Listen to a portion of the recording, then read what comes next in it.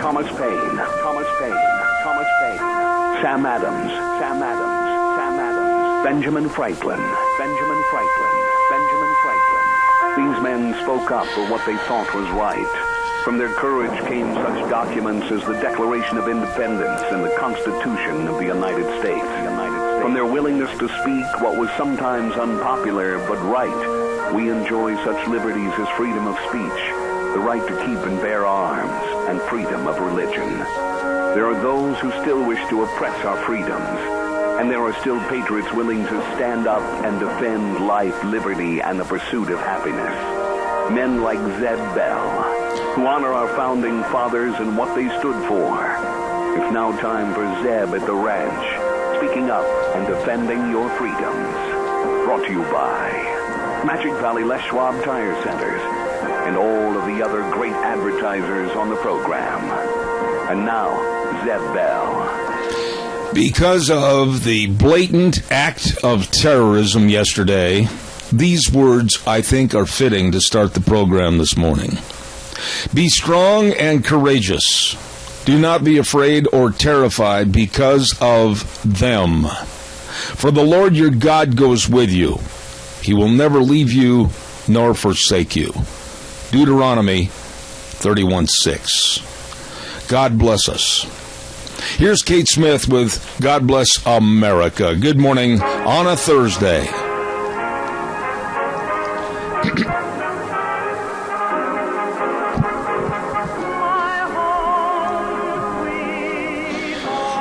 Thank you very much, Kate Smith, and God bless America this morning. And I'm Zeb Bell at Zeb at the Ranch with our major sponsor, your Magic Valley Les Schwab Tire Centers, all 7 locations serving you, along with some of our great advertisers, including Ramsey Heating and Electric at 2600 Overland Avenue in Burley. Right now, let's see who our Pledge of Allegiance person is for this morning. Good morning. Good morning. Yes, Kilt Man, go ahead with the pledge, please. I pledge allegiance to the flag of the United States of America and to the republic for which it stands, one nation under God, indivisible, with liberty and justice for all. By the way, stay on the line for just a second, Kilt Man. I want to say something to you.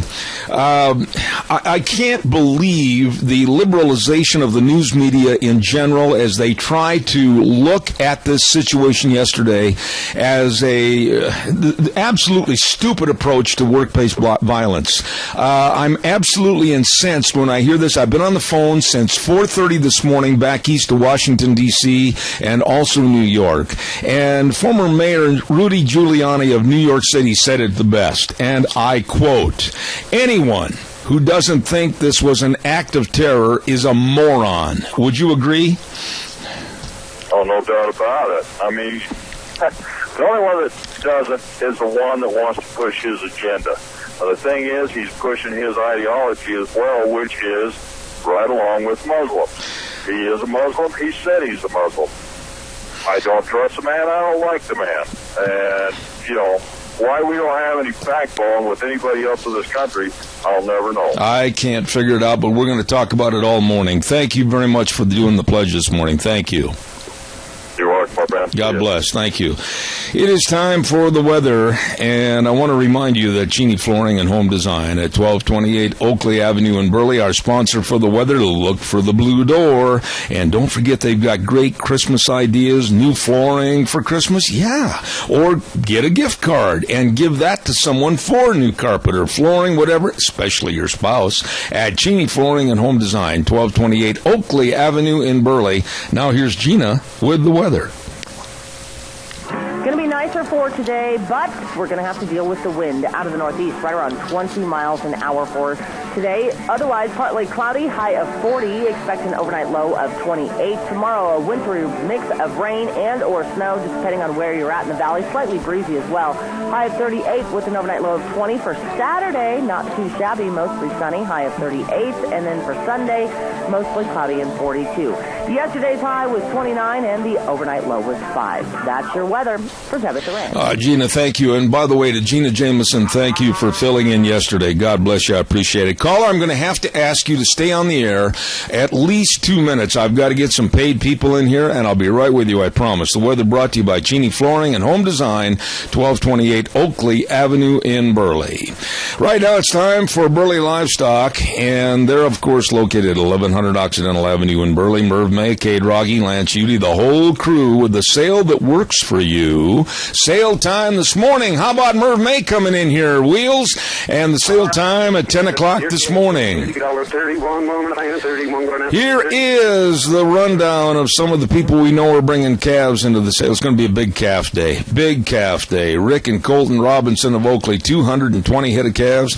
Tom Peck of Cary, 100 head of steer calves. Dennis Bortz, Albion, hello Dennis, 35 head of calves. J.R. Robinson over to Castleford, 85 head of calves. John and J.D. Scherfer, Oakley, 50, Scherfy, pardon me, I apologize. I know the family, for heaven's sakes. John and J.D. Scherfy, Oakley, 50 head of calves. The K4 Ranch at Oakley, 100 head of calves. And Bill Wilcox of Stone, 150 head of calves, and along with a semi-load of calvy cows. Coming into the big sale today, starting at 10 a.m. at the Burley Livestock Sale Yard. Number to call for information, 678-9411. Merv, sell those steers. All right, he gets a steer calves there. Here to get $31, 1.5, 31 going out, 32, 2.5, 3 going out, 134, 4.5, 5.5, 135, 50, 135 and $7.35. Does that mail get bottom? No, thank you, Merv. Appreciate it. And caller, good morning. You're on the air. Thank you for your patience. Good morning, Sheriff. How did your doctor's appointment go? I'm not going to talk about that on the air, naturally, George. So what do you need this morning? Well, I see where the Democrats and the president's calling for more gun control. That's really kind of ironic since we're under attack by the Muslims. No, it's not ironic at all. It's the mantra of the left. They demonize anybody that prayed yesterday. It's on the front headline of the New York Daily News, and the denigration of Christians and praying has absolutely got me incensed this morning. Yeah, they should be calling for the Americans to get armed instead of disarm them. George, what is going on right now? I've been closer to this than most people because of my contacts around the United States. That's not bragging, that's a fact. And for the liberal left to actually denigrate the GOP, and I'm not playing partisan politics here, I'm telling you the way it is. They denigrated Bush and Rubio and Cruz and Paul and Trump and everybody else for issuing prayers for the victims, and at the same time, these demented Democrats called for more gun laws. That was not the time and the place when people were suffering and dying from a terrorist act. And it was a terrorist act. For heaven's sakes, these demented souls that call it workplace violence haven't got the brains to pour into a teacup. Yeah, it's kind of, they're trying to call this workplace violence, but he went over to Saudi Arabia and married a wife and come back this year. They found a bunch of explosives, but that hasn't terrorist written all of it, and they're still searching for a murderer. Amen. George, God bless you for your call. Thank you. Yes, sir. I appreciate it. Caller, stand by. I got to get some of these words in. I am very outraged this morning as to the liberalism left that is actually so stupid they can't see the forest because the tree's in the way. Stand by. I'll be right with you, caller. Don't forget Denny's Restaurant at 611 Overland in Burley, and they've got another location at 291 Pole Line Road in Twin Falls. The best of breakfast, lunch, and dinner for you and your family, your friends, neighbors, Aunt Martha, Uncle Fred, everybody. And don't forget they're going to have their old-fashioned Merry Christmas Wednesday, December 16th. I'm going to be broadcasting there. We're going to have Christmas carolers, door prizes, Santa Claus, everything. Loot in the boot. Ken Mort's going to be there. It's going to be outstanding. Denny's Restaurant, great food, very nice people at 611 Overland in Burley. Stand by, caller. Also, the Book Plaza at 222 West 11th Street in Burley. Colonel Dale and the rest of the crew with thousands and thousands of books. 3 floors of books, gifts, jewelry, everything you need for gift giving at the place. The Book Plaza, 222 West 11th Street in Burley. Caller, thank you. Go ahead. Yes, good morning, Zeb. We've got terrorists disguised as refugees pouring into this country. We still got those terrorist camps that nobody's doing anything about. These mosques are turning into Trojan horses. We've got riots in the streets and in the colleges. Whose side is Obama and the media on? The liberal left. And the liberal left is absolutely insane. I'm tell you what, now this is the truth, Tony, and if you don't agree with me, you got some choices. You can turn me off forever and never listen to this program again, but I'm going to tell it like it is. I'm going to lose some listeners today because of what I will say. And frankly, now is the time not to worry about people's hurt feelings or political correctness. If you can, not you personally, but if people can't see that this was an act of terrorism and barbarism, where a Muslim man left a meeting, went home, supposedly, I believe his wife was waiting in the car outside an SUV, and put on tactical black riot gear, masks, cameras, automatic weapons, and went back in and killed these people. If that's not an act of terrorism, I don't know what the hell is. The most dangerous person we've got in this country is Barack Obama. We've got to remember where his roots are. We've got to remember that he's got an affiliation with the Muslim Brotherhood, and he's not going to do a thing except kick the can down the road until he's out of office, because he doesn't want to do anything to offend his Muslim brothers. And it's going to be, you can bet on this. I heard even a local cast coming up before my program, workplace violence. Let me tell you something about this, Tony. This was a very devout Muslim man, and the intricacies of the story of how he met his wife and a 6-month-old baby, left at the grandmother's. They said they had a doctor's appointment. This whole thing was pre-planned weeks in advance. Neighbors had seen lights on in the garage with people, Middle Eastern people, going in late at night. They had huge shipments of boxes coming to their location. They planned this. They had bombs in the house. I mean, you've got to be a stark, raving lunatic not to believe it wasn't terrorism. Well, people like this have been planted in high places in this country already, and it's going to be a matter of time before it's going to be happening in our malls, and these people that are being trained in those terrorist camps are going to be out on the streets killing us. I agree. Tony, thank you very much. Appreciate it. You're welcome. Bye. I just cannot this morning, and I apologize, I've got a very weak voice this morning. What I've been fighting for the last couple of days came to fruition on my trip to Salt Lake yesterday. And again, thanks to my dear friend Wheels over at the station and Gina. They did a great job covering the program. But I can't believe that the liberals in this country are suffering from absolute dementia. They must be nuts to think that this isn't terrorism. And going back to what Rudy Giuliani said 10 minutes before I went on the air this morning, he said, if anyone doesn't think this was an act of terrorism, they're a moron. Caller, good morning. You're on the air. Well, hey, you know what? This is a terrible tragedy. It's not a tragedy. It was, wait a minute. A tragedy would be a hurricane, a tornado. This was a mass-killing terrorist act. Let's call it what it is. Exactly. What I meant was for the people that got killed. And so, no, I don't disagree with you. This is my point. In the grand scheme of things, this is what has got to happen for people to wake up and put the pressure on this administration. The fact that so many Muslim organizations never say a word about this. Last night, CARE, the Council on American Islamic Relations, had a press conference because they're in damage control, because this is the worst thing that could have happened for this refugee situation, for their agenda, the left's agenda. This is good for us. Now, again, the tragedy is terrible for the people that got killed, but this is a terrorist attack in the sanctuary state of California. All right, now stay on the air. I'm going to ask you a favor for a minute. I want you to stay there, not say anything, because it'll go over the air.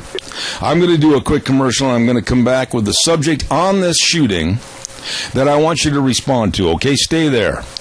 Ramsey Heating and Electric at 2600 Overland Avenue in Burley, where they always provide warm winters and cool summers, and they have all your heating and electrical needs, especially all your clean air filters for your furnace to stay warm and cozy inside the house all winter long. They can help you with all, like I said, your heating and electrical needs at Ramsey Heating and Electric, 2600 Overland Avenue in Burley, where they always provide warm winters and cool summers.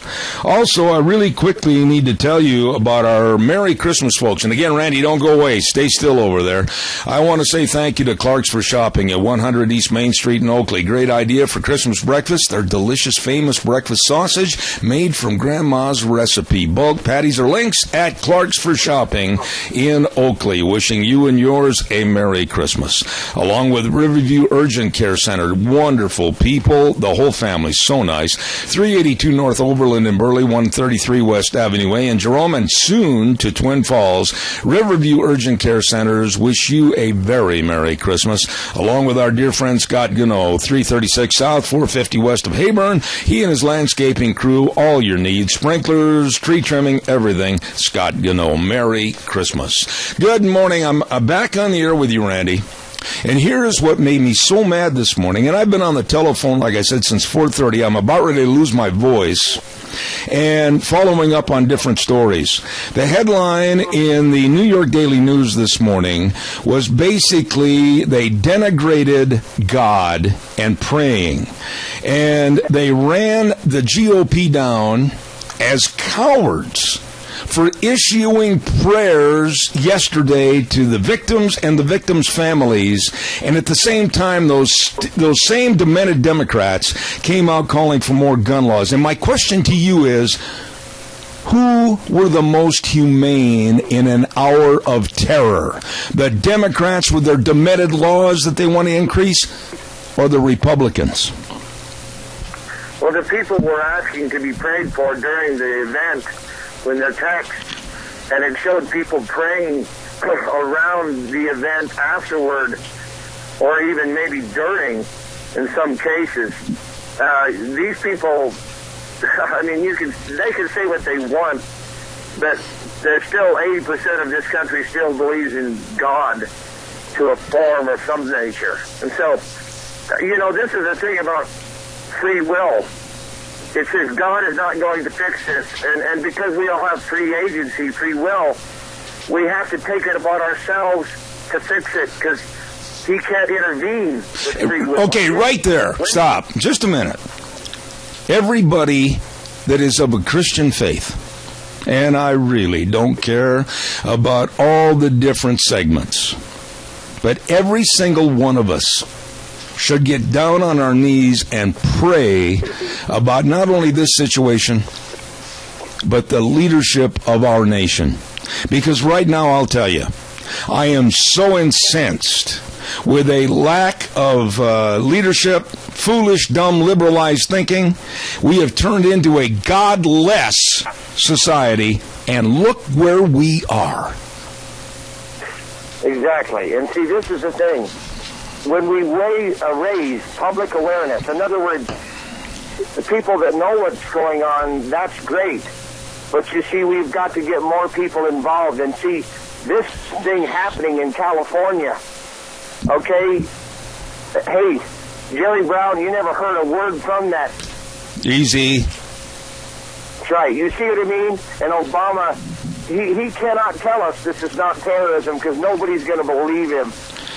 When I hear, and I'm going to wrap it up and take some more calls, Randy, but when I hear newscasters that haven't done their homework, and literally they haven't, or they've been schooled by a liberalist thought, and they say, oh, this must be workplace violence. Let's just analyze that quickly for a couple of seconds. Do you mean to tell me that workplace violence, they would leave a meeting supposedly in a huff, run outside, change into tactical black gear, masks, don pistols and AK-47s, pipe bombs, have bombs in their homes? They're going to not have any preordained feelings about killing people and then blowing people up at their home? This is insanity, because the liberal left is too damn dumb to understand terrorism. No, this is such a blow to the agenda of the left and this refugee and the fact that they're not calling them terrorists is such a blow that they're in panic mode, whether or not you see it or not.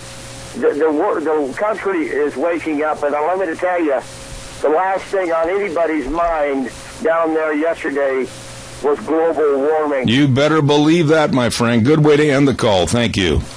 Bye. All right. Caller, I'll be right with you. Don't go away. And please, I'm so sorry for the lack of voice this morning. It's something I've been fighting for about a week. Burley Physical Therapy and Rehabilitation, 1263 Bennett Avenue, Suite 2 in Burley, with Nick and the whole staff of excellent physical therapists, can help you with all the sports medicine exercises, all the exercises you need to help you get back to being you. Absolutely. Along with the hydrotherapy pool, the only one of its kind in the entire area. Number to call for an appointment, 678-1191. Burley Physical Therapy and Rehabilitation. Caller, good morning. Thank you for your patience. Morning, Zeb. Hey, I'm just tuning in. I've been in Utah down here, and obviously you and Randy have been talking about the subject I've been wanting to ask you about. All day yesterday, all I heard was he was born in the United States. And this morning, Utah's talking about he was a very quiet man and never talked about his religion. Was he a Muslim? Oh, there's no question. Now, wait a minute. You have not heard enough. And this is where I get really upset. His own father called him a devout Muslim. He went back to Saudi Arabia earlier this year, and this is where it gets murky about how he went back and married a girl, supposedly, and then they had a 6-month-old baby. They came back here. Were they radicalized over there? Nobody seems to know. And who? Let me ask you one question. Who in their right, sane mind would go out of a meeting, go home supposedly, don tactical black gear, mask, guns, everything, and tell the grandmother beforehand to take care of the baby and lied, said they told her they had doctor's appointments, and then they go into this building and kill 14 people and injure 17 others. Is that not an act of terrorism? Oh, absolutely it is. And this is the first I've heard that he was a Muslim. You've got more information than I have. I've got the right information here, and I always do, or I wouldn't put it on the air. Well, I agree, Zeb, but why isn't the other media talking about his religion? Because they're cowards. Well, we need to know what's going on. Most of us listen to Fox News and these... No, wait a minute. Fox News has carried this diligently since 4:30 this morning. I know that for a fact. And they have explicitly... Wait a minute. I've been down in Utah. All right, but wait a minute. Not one word. Wait a minute. That's not exactly true. They started talking about it last night, as a matter of fact, on their different stories with the Kelly File and then also Sean Hannity and others. But this thing has just got absolutely covered up by most of the mainstream media. Most of the liberal left is trying to hang it on a workplace violence. This is idiocy personified. Well, Hillary's talking about gun reform again. It's all the guns. It's all the guns. I'm telling people this morning, you included, buy more weapons to protect yourself. Well, I haul fuel, Zeb, and then I hauled fuel into Ada County Sheriff up there here about 6 weeks ago, and the sheriff come out, we was talking, and he asked if I had a concealed weapons permit. And I said, no, I don't. He said, you need to get one. The sheriff's departments are telling us that we need to get concealed weapons permit. I know it, so and it's true. What's going on here? It's very true. Caller, listen, God bless you for bringing up these various points this morning, so we had a chance to elaborate on it. Thank you. God bless you. Thanks. Caller, I'll be right with you in just a minute. Stand by. I want to tell everybody about Mount Harrison Audiology and Hearing Aids with Dr. Christine Pickup. This lady is absolutely the best and most knowledgeable about hearing problems. And it might be affected by medical conditions, medicines themselves, might be associated with depression. You need to have a hearing screening. I did, and I'm so thankful. Mount Harrison Audiology and Hearing Aids, 312-0957, located right across from the Minidoka Hospital Emergency Room. Please give her a call today. Thank you. Also, I want to remind you about Sophie's Chatterbox, 530 East Street in Rupert. Oh, my goodness, be sure and call 436-0354. Get your Christmas orders in for pies, rolls, cookies, bread. Oh, and sugar cookies. Oh, I love them. And decorated caramel apples, too, at Sophie's Chatterbox on the square in Rupert. Really good food. Is there a caller waiting, Wheels? I'm sorry. Yes, sir. All right, thank you. I forgot. Thank you very much. Caller, good morning. You're on the air. Good morning, Seth. How are you this morning? I'm mad, and I'm not apologizing for it. Good for you. We're becoming more and more like Israel. That's a good point. We're having the same problem we're having right now. And we have the same enemy they have, the Muslims. If we're going to become, but Israel is, look what Israel is doing. We should take it. We should be just like Israel. Put a wall. Keep our soldiers ready for this kind of nonsense. You know, I want to say something to you. I agree with you. And neither should we. Let me jump in here and say something. I want to get your response on this, and I want to make sure I have time for all my calls this first hour. I am not this morning, and I want to emphasize this, I am not saying that all Muslims are bad. No, I am not. But here's what I am saying. As of this morning, all bear watching, and I'll simplify it by saying this. If it walks like a duck, quacks like a duck, we'd better damn sure make sure it's a duck. Remember our recruiting office?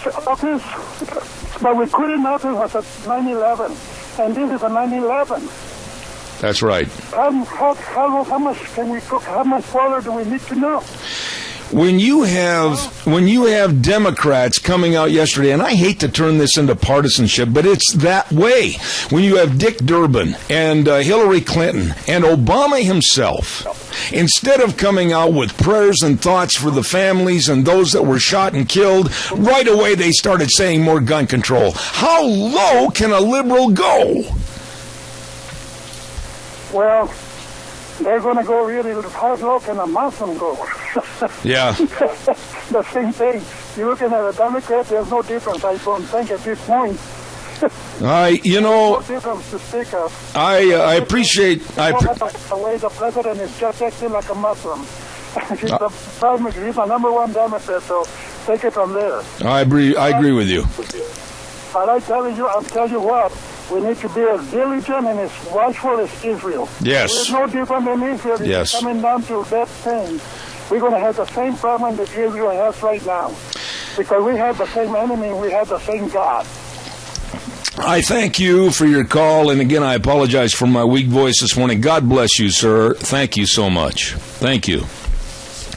Thank you. Yes, sir. Calls are welcome. 436-2244, 1-866-927-4587. I'll issue a challenge here this morning. I'll issue this. I told you at the beginning of the program, and I really mean this. I'm 68 years old, and really, I'm so grateful for my audience in this program, but I'm not going to kowtow or worry about saying something that might upset somebody. No. I'm going to tell it like it is. And right now, this morning, political correctness should be thrown in the toilet and flushed. We need to know what's going on. We need to profile. You don't like that word? Poor baby. Calls welcome, 436-2244, 1-866-927-4587. Don't forget Berry Equipment and Rental. They always have the equipment to get the job done right. All three locations, Addison Avenue West in Twin Falls, South Lincoln and Jerome, and 159 West Highway 30 in Burley. I'm talking about all the Bobcat skid steer loaders and the Coyote tractors and those big Doosan loaders. There is not a job that can't be tackled and victorious with those Doosan loaders. Let me tell you, they are great. They have all the equipment to get the job done right at Berry Equipment and Rental, Twin Falls, Jerome and Burley, you get a hold of those good folks today. By the way, as you know, yesterday I was not on the program. I had to run the Salt Lake University Hospital, and we left Ruby over at Four Paws. Oh, such nice people over at Four Paws, and I'll tell you what, they got a great big Christmas party planned over there on Saturday, December 12th from 12 to 4 p.m. I mean, Santa's going to be there holding all your dogs and kitty cats on his lap, taking pictures, and a huge selection of Christmas gifts, Christmas apparel, collars, leashes, toys, treats, all kinds of goodies.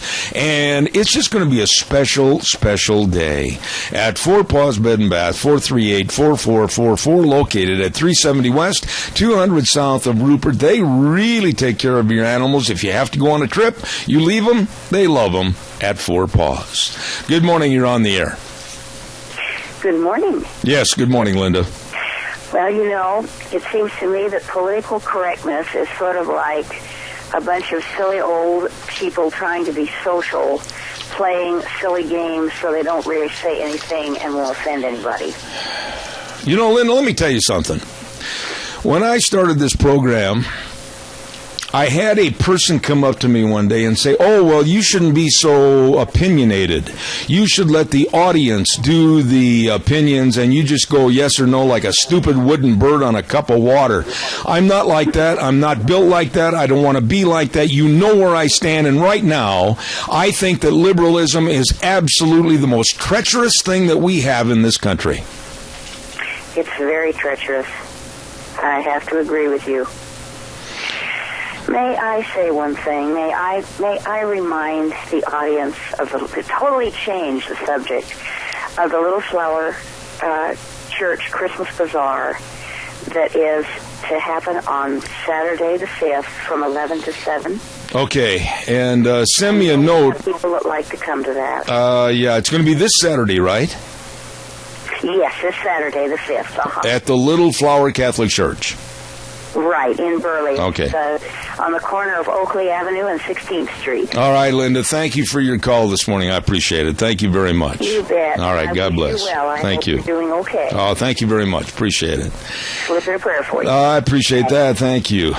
You know, I just don't know.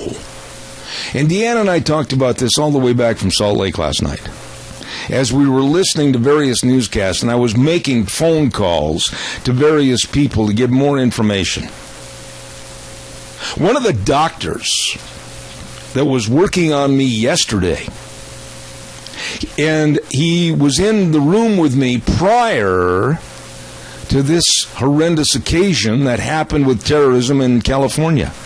He was from Redlands, California. And I can't even imagine the worries that this man had about his the rest of his family, brothers, sisters, parents, etc., that lived down in that area.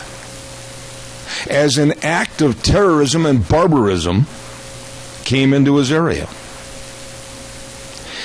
You know, when you look at this story, and I have got, thanks to my lovely wife, she has worked overtime this morning in getting me every single information sheet that is possible from the various think tanks on the East Coast. And when you look at this story about being in black masks, tactical gear, automatic rifles, pistols, bombs in their home, how could anybody with any semblance of an IQ over 3 not understand that this was an act of terrorism? Good morning, you're on the air. Good morning. Good morning, sir, and God have mercy on us. Well, yeah, but you got to ask him for it first. This is very true. This is very true. And I acquired the phone number for the Daily News and an email address for them if anybody would like it. Yeah, I was going to put that out later this morning, but now is a very appropriate time to condemn them for their absolute condemnation and minimization of religion. Yes, the phone number is 212-210-2100. That's right. That's their main phone number. Right. Now, the email address for the editor is Voicers, at nydailynews.com. There you go. Repeat that again. VOICERS at nydailynews.com. Doug, I want to ask you something. You're a parent, and I'm a parent, and a grandparent. How could anybody in a civilized world, 27-year-old mother and father, supposedly, we don't know if he really was the father or not, how could you don a black mask, tactical gear, AK-47s, and pistols, knowing, and by the way, bulletproof vests, etc., go in and kill 14 people and maim 17 others? How could you, with any kind of parental logic, leave your little 6-month-old baby with the grandmother, lie to her and say that you had doctor's appointments, and go out and kill all those people? Well, any person in their right mind could not. Oh, wait a minute. I want to stop you right there. They, in their Muslim terrorist thinking, believe they're in their right mind. Well, they believe they are. But anybody who is brainwashed believes that they are right. Thus the Muslims are brainwashing these people for their jihadism. I mean, you don't see the leaders going out there with the vests, those, what do they call them, the belts where they wear the suicide belts. Suicide belts. You don't see the leaders doing that. They talk to young kids. But wait. I don't want to oversimplify this thing to the point where we're almost making excuses for these people. These are vermin. They're worthless vermin. And to sit here and have all the facts in front of you. I mean, Doug, I wish you were in the studio. I have got a pile of papers probably 6 inches high. And all of these things lead to Muslim terrorism. Now, you can cover it up. You can use a pitchfork and throw manure on top of it or whatever you want to do. But it all boils down to this. It was an act of terrorism to kill people. And something has got to be done. Something's got to be said by this administration. But it's not going to happen, Doug. It is not, in my personal opinion, he is one of them. That's my personal opinion. Why would he do all this stuff he's doing to protect them, not bombing their oil fields because they thought it might hurt the environment? Yeah, sending and dropping leaflets before the bombing saying, "Oh, Mr. Terrorist, if you're a truck driver, better get out of Dodge City. Here we come." That's asinine. It really is. It's a sign of incompetence, and it is a sign that he is... Personally, my opinion, he's one of them, and he is against America, and this is how he's going to take us down. I don't like the man. I have never liked the man. I don't like his ideology. It has nothing to do with race. It has nothing to do with his skin color. I find him to be the most un-American president that we've ever had, with his low moral values, his low values of our Constitution, and helping this country get better. I don't like the man. I don't like his policies. I pray for the man, but I don't like his policies and where he's leading us. I think if we followed the money, Zeb, to who's pulling his strings, there's somebody above him. There's an organization or something above him that's pulling his strings. Let me just say this, and then I've got to get in for a weather forecast. I took a lot of criticism starting about 10 days ago, 2 weeks ago, when, in accordance with the Reg Trading Post ad, I said that now was the time, more so than ever before, to arm yourselves with weapons to protect you and your family, and get a certified concealed weapons permit. And I took a lot of heat over that. Well, I'm going to tell you something right now this morning. If anybody out there has the nerve to call me on this program and really come down on me for that statement, you go right ahead. But now is the time to really learn how to protect you and your family. You bet. You got to learn from what's going on in the world. I mean, You got to learn from other people's mistakes and what's happening, because my granddad told me you'll never live long enough to make them all yourself. There you go. Doug, I got to run. Thank you so much. Okay. Hey, God bless us, and God have mercy on America. Thank you very much. Appreciate that. Want to remind everybody, I'll take some more phone calls in just a moment. Snake River Auto Body and Paint. Wonderful people serving you for all the dings and little scratches, maybe they're not so little, that somebody wanted to stick on your vehicle. Well, it happened to me, and I went over to Snake River Auto Body and Paint, and they did a phenomenal job. They're located at 404 4th Avenue West in Twin Falls. Been in business since 1996, and they know. Satisfaction guaranteed, quality workmanship. What more can I say? I am very happy with these people. You will be too. 734-5790, the number to call. Snake River Auto Body and Paint in Twin Falls. Got to get the weather on here real quick, then we'll take some more calls. Mad River Laser is our sponsor of the weather this hour. All the home decor items for Christmas, and you got to stop in and see them. It's absolutely phenomenal the way they've got it all decorated and everything. You're going to love it. And all the year-end awards for your business, the Crystal Awards, Acrylic Awards, Woods, Plaques Awards, all the trophies, everything for you at this time of the year. Stop in and see Nicole at Mad River Laser, 502 East Street in Rupert. And right now here is Gina with the weather. Going to be nicer for today, but we're going to have to deal with the wind out of the northeast, right around 20 miles an hour for today. Otherwise, partly cloudy, high of 40. Expect an overnight low of 28. Tomorrow, a wintry mix of rain and or snow, just depending on where you're at in the valley. Slightly breezy as well. High of 38 with an overnight low of 20. For Saturday, not too shabby, mostly sunny, high of 38. And then for Sunday, mostly cloudy and 42. Yesterday's high was 29, and the overnight low was 5. That's your weather. I appreciate that, Gina. Thank you very much. Brought to everybody by Mad River Laser at 502 East Street in Rupert. I want to stop right here, and I am upset this morning. I make no bones about it.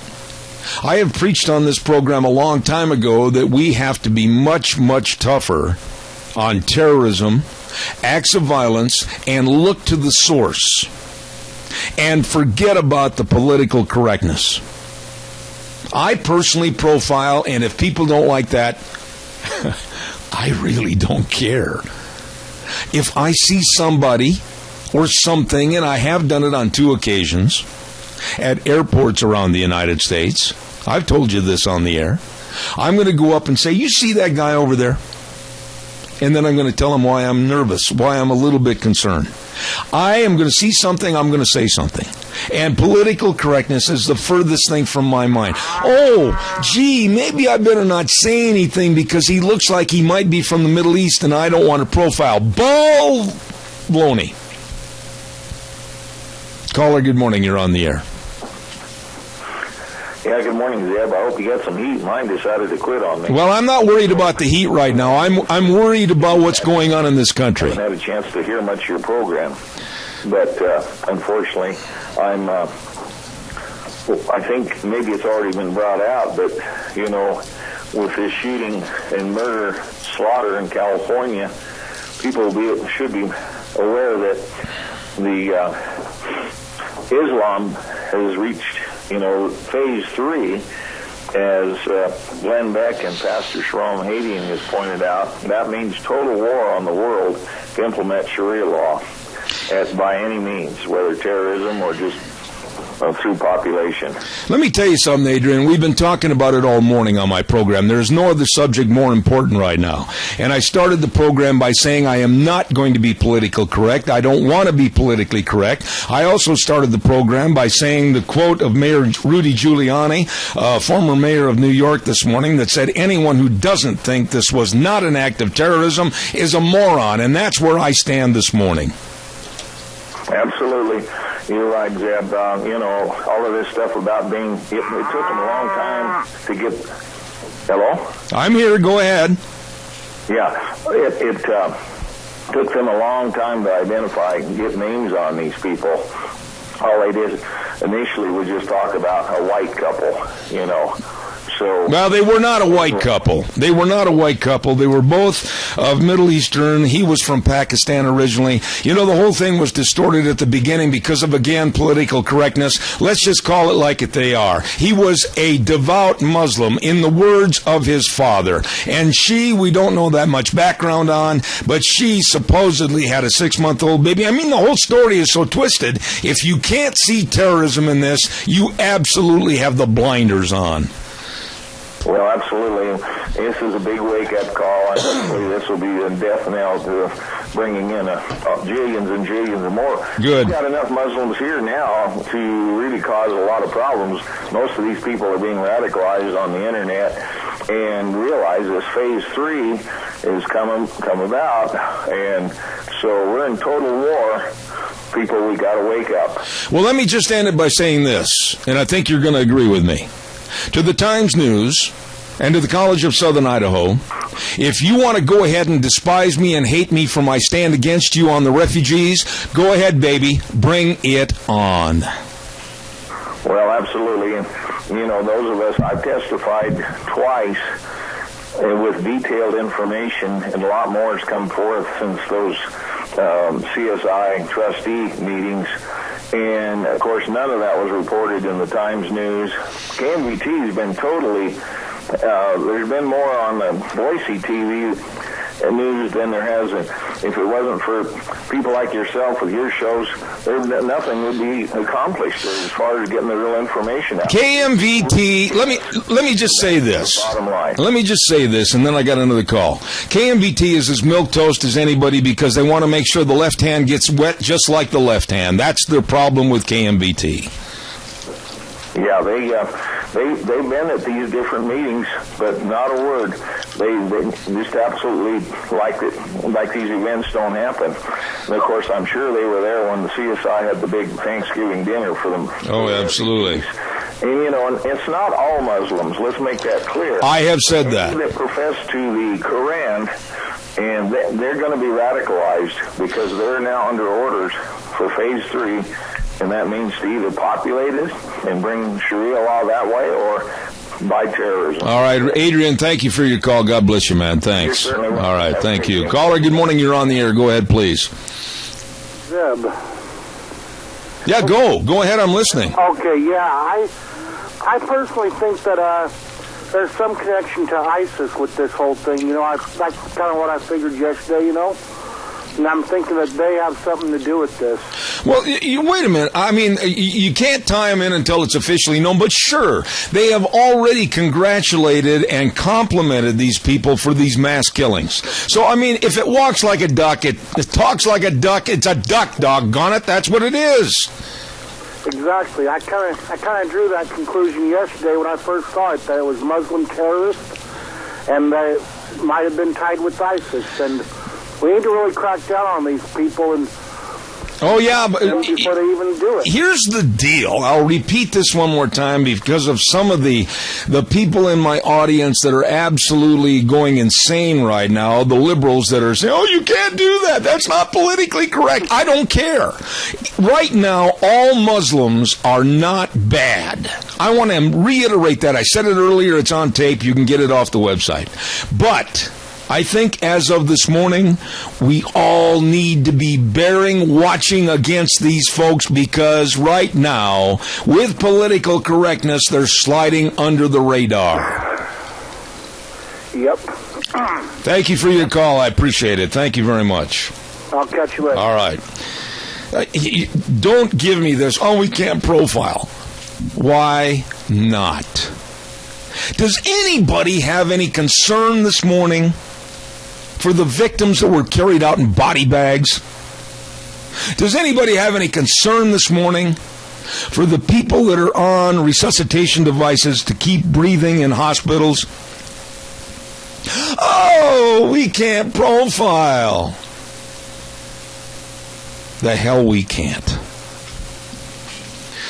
Don't forget your Magic Valley Les Schwab Tire Centers. All your traction tires ready for you. All the studded snow tires, all the different tread designs, everything to make sure that you have safe wintertime driving, along with the tire chains like I mentioned, and the snow wheels, the winter wheels, and the best in brake service. They've got the professionally trained technicians, the brake industry's best warranty for you at your Magic Valley Les Schwab Tire Centers. They're busy because they're the best. You stop in and see Lane and Rupert, Dave on Blue Lakes and Twin, Mike and Buell, Mike and Jerome, the Twist family in Paul, John on Poline in Twin Falls, and my buddy Randy on Overland in Burley. Absolutely the best, and they can get you traction ready for this winter. Your Magic Valley Les Schwab Tire Centers. We're going to be changing a little bit of the program this morning and talking further about this at different intervals at 9:30 this morning with Rita. And then at 10:32 this morning, I'm going to have one of my dearest friends on the air, long distance from up in eastern Idaho, Pastor Alex Lissau. Here's a man that is a retired Marine and now a pastor. Nobody would have better insight as to the ridiculousness of political profiling and why we're not using it. And I'm really looking forward to that at 10:30. And another reason I'm looking forward to it is because of prayer. Caller, I'm only going to give you 15 seconds real fast. I've got to go. Okay, I'd like to know why these Muslims who have come here from other countries are not demonstrating against the Muslims that are trying to kill all of us. Let's wait and see. That's a very good point. Let's wait and see what happens, Tony. God bless you for your thoughts. Thank you. You're listening to Zeb at the Ranch. Make sure you hear everything. Contact Mount Harrison Audiology for a hearing screening. Call 312-0957. Today, we're going to take a break for 6 minutes. I'll be right back. Zeb at the Ranch.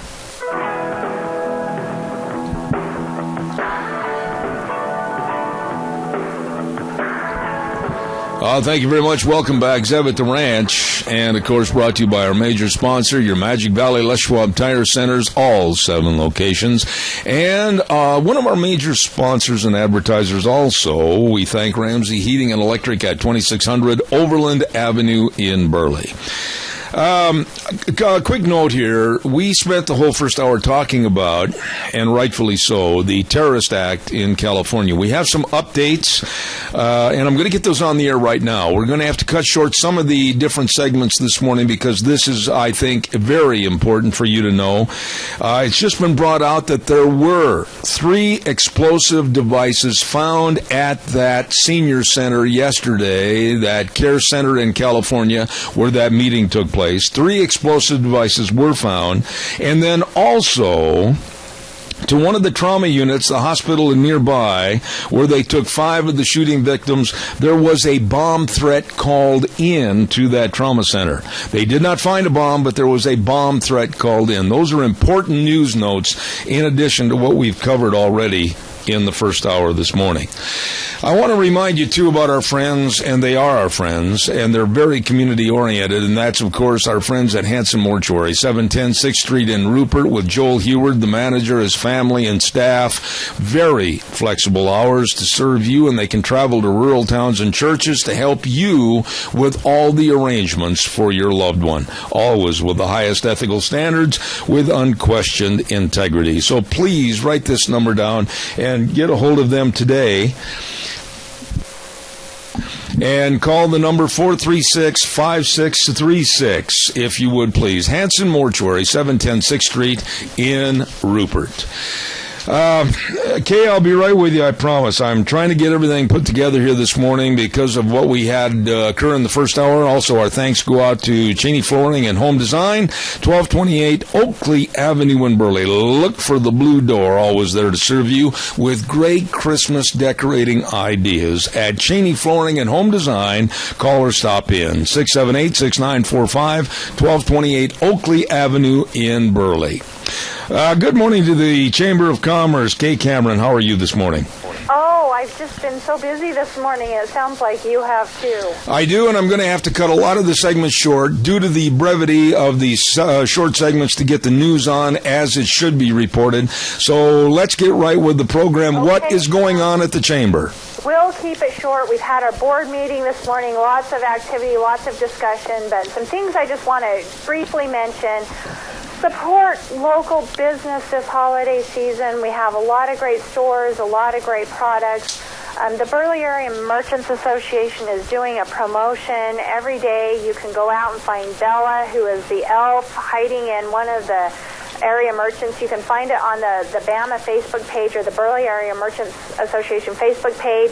Post a picture of yourself with Bella the Elf or sign up in those businesses, the ticket to win, and there's a chance to win hundreds of dollars of prizes from our local businesses. So get out there and find Bella the Elf. Go to the Burley Area Merchants Facebook page for more information, or check with your local Burley merchants because it's lots of great prizes. Let me ask you a question there. How much did the Chamber have to pay this lady to sit there all day on somebody's counter and play Bella the Elf? I'll never tell. A girl never tells her secrets. Yeah, Belle, you should know that. What else is happening? This is a wonderful time of the year. Unfortunately, it was blemished by what happened with terrorism in the United States yesterday. But there must be a lot of things to look forward to over the next couple of weeks on behalf of the Mini-Cassia Chamber of Commerce. Absolutely. There's a lot of community programs. There's concerts, there's ballets, there's orchestras coming up, there's ski programs, there's craft shows. There's all kinds of things in our community. Go to our community calendar to get information on them. MiniCassiaChamber.com, click on the calendar icon. But just also a thing I want to throw out there, we do have a drop box here for the Christmas Council if you have toys or things to donate to the Christmas Council. But we are just one location of many throughout the Mini-Cassia area. And if you do have a little extra to give this holiday season, just keep in mind that there are people in our community that could really, there's always somebody that could need some help. So try to think of others this holiday season as you do your holiday shopping, and think of yourself, but think of others as well.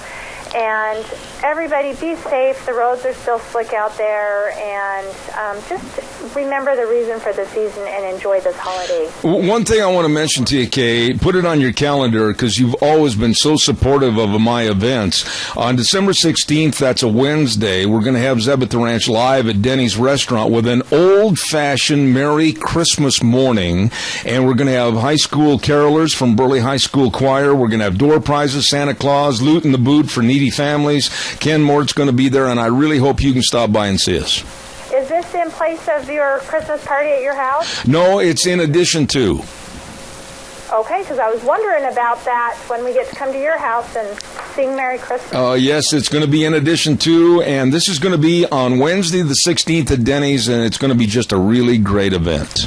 Great, I've made a note. I'll get it on my calendar. Hey, God bless you. Tell everybody how they can get a hold of the Mini-Cassia Chamber of Commerce. Come by and see us. We're located at 1177 7th Street in Hayburn on the frozen Snake River. It's quite beautiful still. Stop by and see us there. Give us a call at 208-679-4793. Find us online at MiniCassiaChamber.com. Like us on Facebook. Follow us on Twitter. God bless you, Kay. Thank you so much. Have a great day. Thank you very much. Very nice lady. The director of the Mini-Cassia Chamber of Commerce, Kay Cameron. Thank you. Want to give you some Merry Christmas wishes from Rogge Auctions. Ron, Cade, Corey, Jed, the best auctioneers around, and they say, hey, if you're selling your farm and farm equipment, remember Rogge Auctions, and they wish you a very Merry Christmas, as is a dear friend of this program, Representative Fred Wood. And he's right. We live in a blessed country, and we need to keep it that way. God should be in our lives every day, especially this time of the year. Merry Christmas wishes from Representative Fred Wood. Thank you very much. Right now, we are going to head on over to the Minidoka Memorial Hospital, and they're located at 1224 8th Street in Rupert. And, of course, the tagline that I have used, and I think it's very appropriate, your health is so important. Work with the best that really care, and that's the friends in and neighbors right there at Minidoka Memorial Hospital in Rupert. With us on the line this morning is a gentleman that's going to tell us all about good sleep, bad sleep, what's causing it. Jay White, how are you? Real good, you, sir. Not too bad. Jay, we're going to abbreviate quite a few things this morning because of the news that's coming out over the terrorist act yesterday. But I am very concerned about sleep. As old as I'm getting, I'm having trouble sleeping at night. Do I have some kind of a sleep disorder, something to be concerned about? Tell us a little bit about it. Well, there's lots of sleep disordered breathing. What I like to think of is, first off, are you male? If you are male, you have a higher chance of having some kind of sleep disorder. And one of the sleep disorders that we like to really talk about is obstructive sleep apnea. So if you have like a size 16.5 or larger neck, your body mass index, or you're a little bit obese, as you age, your risk factors go up. Family history, your risk factor goes up. If you use alcohol and sedatives, your chance goes up. If you smoke, your chance goes up. So, if you have diabetes, your chance goes up. If you have cardiovascular disease, your chance goes up. So you just can't win. I was going to say, you sound like one of those TV commercials for a medicine. They always give the highlights in 10 seconds and the lowlifes in 30. Ain't that the truth? But really, what is your official capacity over at Minidoka Memorial Hospital? In other words, give us your title and brag about yourself for a little bit. We can do that. My name is Jay White. I went through the Minidoka County school systems. I went through Weber State. I got my bachelor's degree there, and I worked in over at Kaja and Minidoka here, and I've had the luck or chance to work with some great sleep specialists, doctors who specialize in sleep. And one of them is Carrie Jackson, who's moved up into the Boise Valley. And, we see people who have problems sleeping every night at the hospital. 75% of the people with sleep apnea don't even know they have it. Their wife may tell them, or your spouse may tell you in the middle of the night that you snore, Okay, that's something you need to know about. But then there's those little pauses in between the snores and the airflow limitations. And that just causes everything else to get a little bit worse. All right, now right there I'm going to stop you, because what you're saying is, and I would venture to say this and tell me I'm wrong, I would venture to say that 90% of Americans, 90%, I believe this, snore. But that's not really a crucial factor, is it? It is the beginning, because what happens is when you snore, your upper airway kind of collapses and falls back against, let me think of a good way to put this.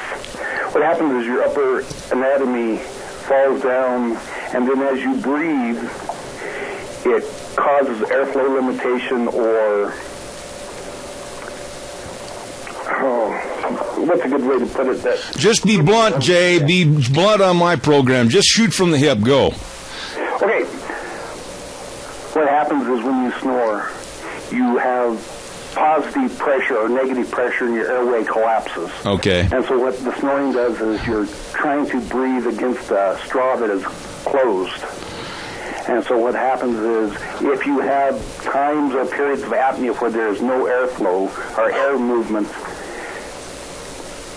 your brain has to say, hey, I need to breathe, and then you sometimes have a gasp, and you take that big breath in. I see. Now, let me ask... Periods of no breathing, the worse it gets for you. Right. And so the treatment, the way to diagnose this is, you can go through an expensive sleep study, if the doctor thinks you are a candidate, right, or you have a lot of comorbidities or a lot of disease process and stuff that you need to really consider about, making your life a little bit easier. people feel tired all the time. This life is too short to be tired and just feeling bad all the time. You get headaches. Well, what is the best way to find out if you really have sleep apnea or any of the assorted or sundry derivations of sleep apnea? What do? You go down and sleep in your office and you check on me, or what? Yeah, why not? There's questionnaires. You find like a Berlin score or whatever, and it just talks, well, if you're sitting around. Knowledge is the best thing. So if you ask your spouse if you snore, if you stop, am I likely to fall asleep sitting in the chair watching TV? Ask your doctor. Dang, we have all the best doctors in this community, in Minidoka and Cassia counties. You can't beat them. Okay. Just talk with them and say, hey, my wife says I snore. Hey, I'm always tired. I keep waking up in the middle of the night. Just talk to the doctors, because they're going to, all the care is going to go through them, no matter what you do. What are some thing that you can just do on your own is, it sounds like the dumbest thing. You put a tennis ball in the middle of your pajamas in the back. What? Because if you're not sleeping on your back, you have a less chance of snoring.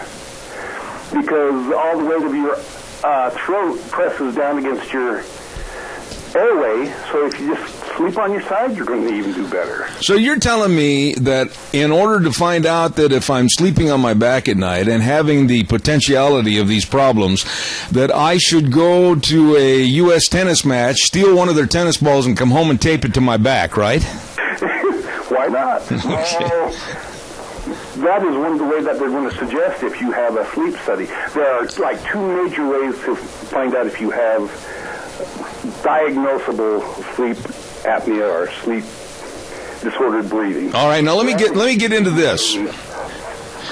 A night at a sleep lab. All right, now let me get into this real quick, because Jay, we've only got a few minutes left here. Apologize for interrupting you, but what about some of the treatments? I mean, it's a very serious occurrence. I know it is, because I've had some friends that have had it. One almost died from it. So what are some of the methods of treatment available over at Minidoka Memorial Hospital? Okay, we have what is called a home sleep apnea test. A sleep doctor reads it.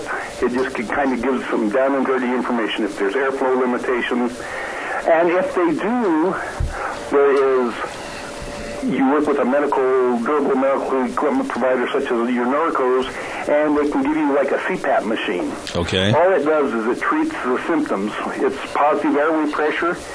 You can do other things. There are alternatives, but they're not the gold standard, such as surgery, those mandibular advancements, like those mouth guards that jut your jaw forward. Right. If it gets bad enough, we can put a little trach down your breathing tube down your throat so you don't have your airway closing on you. But it is really extreme. It is a curable. It is a curable diagnosis and problem, though, right? Yes.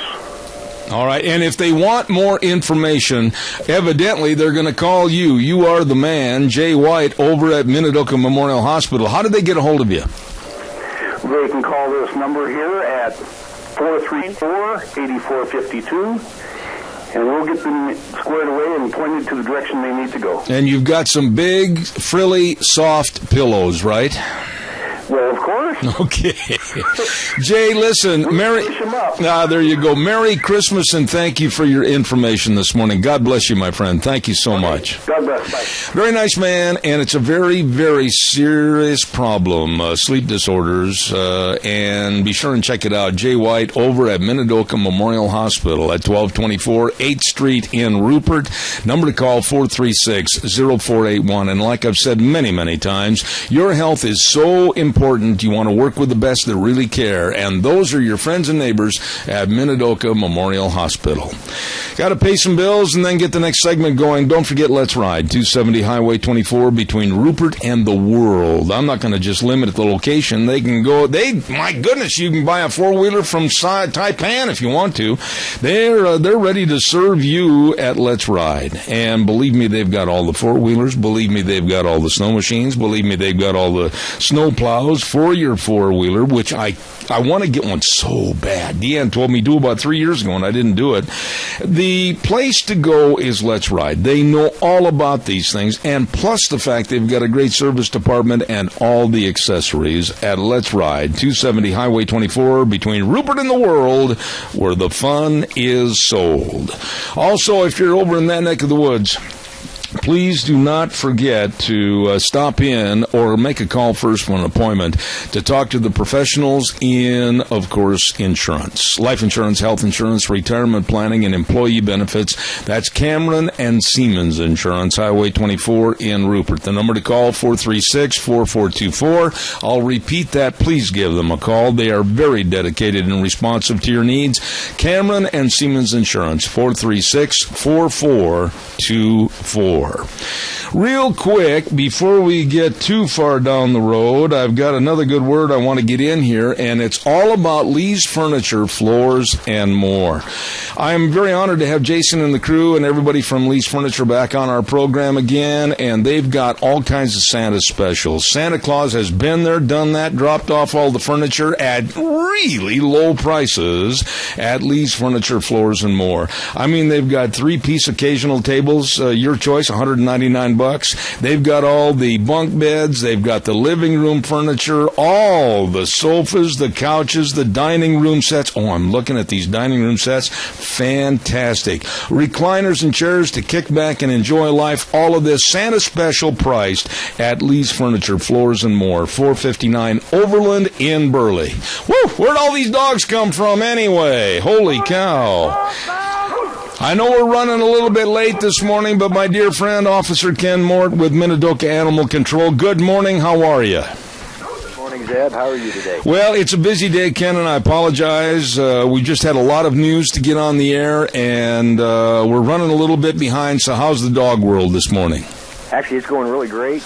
We are officially moving to our new facility today. I want to make sure everybody's aware of that. We're going to be getting all that stuff done today, and the dogs moved over. We've only got 4 dogs in our facility right now, which is a great thing, so we don't have that many to worry about moving.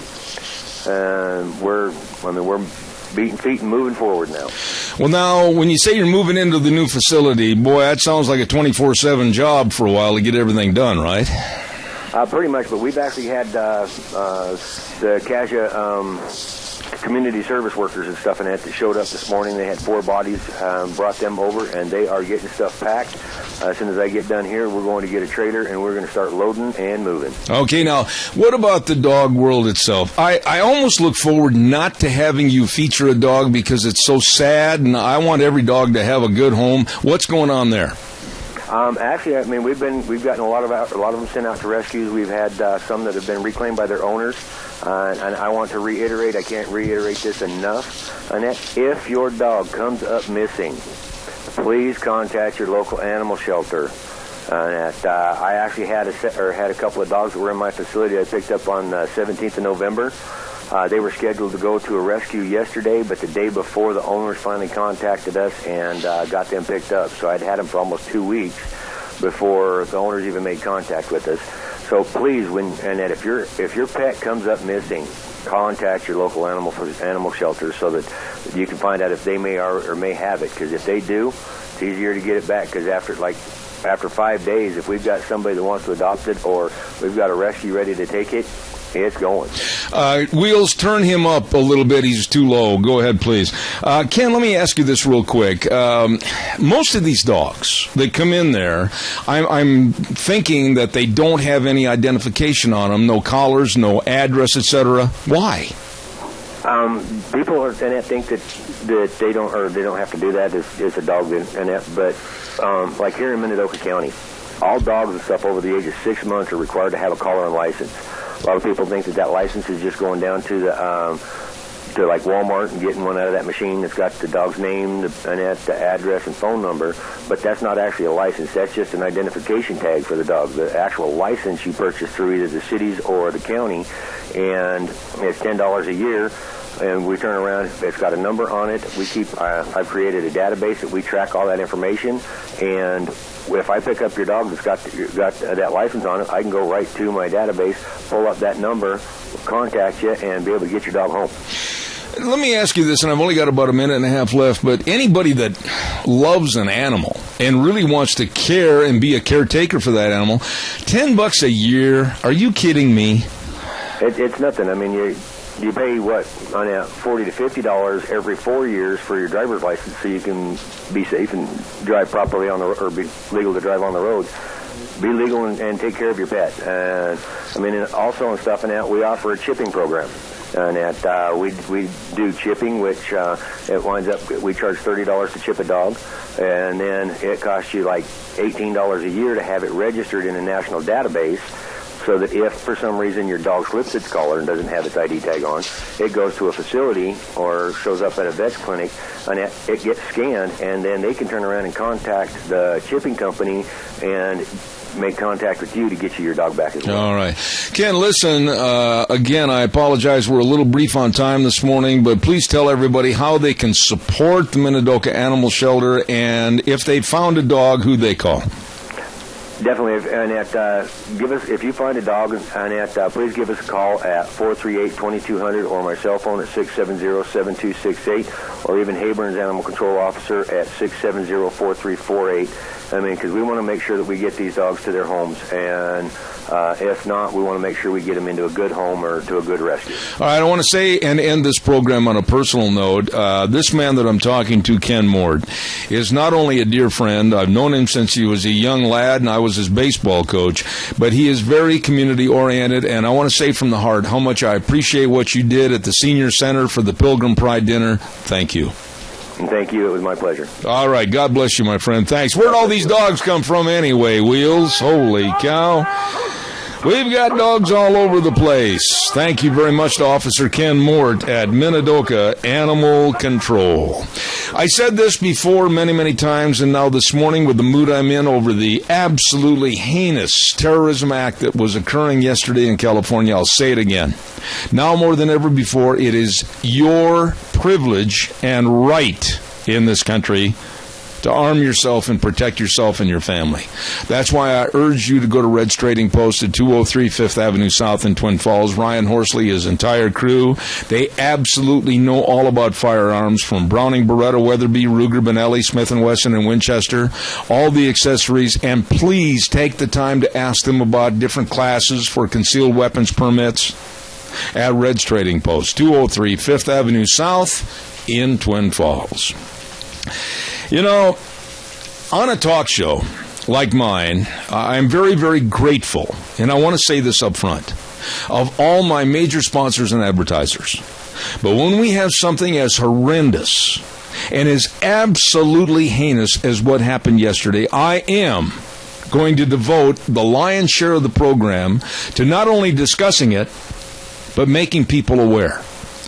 And I don't want any of my advertisers or sponsors to feel that they've been shorted this morning, because you have not been. In most cases, with my ad-lib commercials and everything, you get a lot more than what you pay for. And I'm sure all of them will understand why we're trying to get as much of this information about the absolute terrible terrorist act yesterday in California. And that's why I want to go right now to a lady that is very well informed, and I appreciate her being on my program. Good morning, Rita Ramsey. How are you? Good morning. I'm real good. You know, Rita, I don't even know where to start, because yesterday, coming back from Salt Lake City, my wife and I, God bless my wife, I mean, she was helping me take notes, and I was making calls to different people around the United States, finding out more about what had happened down in California, finding out some of the facts, quite frankly, the facts that didn't come out for 6 or 7 hours later. And I will go back and say this again, and we'll start our conversation this way. Rudy Giuliani said it best this morning at exactly our time, 7:50, when he said, anyone who doesn't think this was not an act of terrorism is a moron. And I agree with him. Well, it is, and the part that really makes you mad is that people are so afraid to say something because they might be, hate mongers or profiling or whatever. And I thought that it was equally as ridiculous when the brother-in-law to one of the shooters came out with care behind him, saying, oh, well, don't judge because we don't know. And And it's kind of like, hello, we do know. He's a Muslim, he's religious, and he does something like this, he is obviously radical. Well, wait a minute. But can't say it. Let's just go through this really quick on some of the facts that are absolutely laid right out there open to read like a book. The guy, Farouk, was at a meeting. He left the meeting. Then, in a few moments' time, which I think the wife was waiting out in the parking lot with the black SUV, he comes back in with his wife, dressed in tactical gear, with weapons, high-powered weapons, AK-47s, masks, and suicide vests on, armored vests on, armed to the teeth, and killed 14 people and wounded 17 others. And somebody is going to tell me that that was an act of workplace violence, when for weeks they have been planning and plotting and putting this stuff together in their garage, and for weeks they've been sitting there making bomb devices that were in their home, and they also found 3 explosives at the senior center where this terrible, heinous thing took place. Don't give me workplace violence. Well, it wasn't, and you know, everybody just wants to say, well, no, we don't really know. We don't want to point fingers. We don't want to do this and that and the other. And on occasion, you'll have some people that will be honest about it. I read an article on CNN about CNN that a guest took a jab at Obama, and he said, it's clear it wasn't related to global warming. You know, this is a subject, Rita, that on the way home yesterday, and I talked to people in California, New York, and Colorado, Washington, D.C., at the various think tanks and everything. And how? This is a question that bothers me more than anything else. How could a very liberal newspaper like the Times or the Daily News, in New York, come out with a front page story denigrating on the front page Bush, Rubio, Cruz, Paul, etc., for saying that they were praying for the victims and their families. And they absolutely denigrated them. They denigrated praying, and they called them cowards. I was so mad I about drove off the interstate yesterday because these demented Democrats at the same time, right after the shooting, were calling for more gun laws and more legislation. This is insane. Well, it is. They can tell those of us that believe that we need to turn back to God to, you can't do anything, but boy, we're thinking that we need to do this and that and the other. It just shows that they're not interested in solving the problem. And the rest of us who are religious or feel like, you know what? If the people of this country or even the world don't start turning back to God, we're going to destroy each other. I mean, hello, does anybody read the Bible? That's what happened in numbers of civilizations over time, is they turned so far away from God that their civilizations were destroyed. And that's what we're going to do with ours if we don't turn back to God and start using some common sense and a little bit of faith. I said this earlier this morning, and I'm going to stand by it. And if somebody's offended, that I guess is their right, because I'm certainly not going to go. I'm not going to say, "Oh, poor baby." It's the way I feel. That right now, more so than ever before, I will reiterate my sentence I said this morning: all Muslims are not bad. All Muslims are not bad, but as of this morning, they all bear watching. They all should be profiled, and they all should be on a database. That is my feeling, and if somebody wants to condemn me, that's fine. It wasn't Presbyterians, Lutherans, or Mormons that went into that senior center. Well, it wasn't, and the neighbors said that they had kind of been watching those people at their house where they'd had multiple deliveries and stuff made, and they had Mideastern men coming in, and they were doing stuff in the garage at night, and it was just kind of suspicious. And he said, well, I didn't want to report anything because I didn't want people to think I was racially profiling. Well, guess what? That's what you should be doing. This is kind of tying in another story, but I want you to get your opinion on this. It was just a matter of days ago that Ahmed, the clock boy, formerly from Texas, now living over in the Middle East, filed a $15 million lawsuit against the school district in Texas and claiming that he was harassed because they thought he had built a bomb, etc., and etc., etc. You know the story. But you know something we have been preached to for the last few years about if you see something, say something. God bless the school district and the teachers for being aware, seeing something, saying something. And I think they ought to tell old Ahmed, listen, buddy, instead of getting $15 million, you better find a job feeding camels, because that's all you're going to get. Well, they need to just say, that's fine, we'll see you in court, because it won't go anywhere. They just want a bunch of money and make a big stink about it, and they think that these school districts or the states will just buckle. And they need to say, we'll see you in court. We'll just see how far it goes, and we'll keep appealing it till it goes to the Supreme Court if we have to. But that's what they need to do, is they need to stand up to them. The other thing is that those of us even in our area who think that this isn't going to be here and we don't have to worry because we're in a secluded area, and gosh, there really aren't very many of those Muslim people here, so we shouldn't really need to worry about it. Well, we've got a pot brewing down in Twin Falls, and how do we know we're not going to have rural jihad camps, blooming up all over the place down, out and around and those kind of things? But they want to, they want the caliphate to go forward, and they're going to do everything that they can. And when we don't stop and screen whoever it is that's coming in here and finding out why they're coming, if that deal with the refugees was about Christian refugees, it'd be a whole different story. But it's not the Christians that they want to come in. And just because Butch Otter said, yeah, I'm against it and we're going to put a hold on it, doesn't mean that'll happen either, because the federal government will say, okay, well, we're giving you so much money, you better give the money back, and then the state or the college or whoever starts buckling. It's all about money. So somebody's going to have to grow a spine, and we're going to have to say, take your dang money, we don't want it, and we're going to have to fight the federal government about it. And yes, we'll take you to the Supreme Court and see who really has the say in this. But until people start standing up and saying, okay, fine, you just go right ahead with the lawsuit, we'll meet you in court, and we'll see how it turns out, they'll just get settlements and they'll keep doing it because they know it's a cash cow.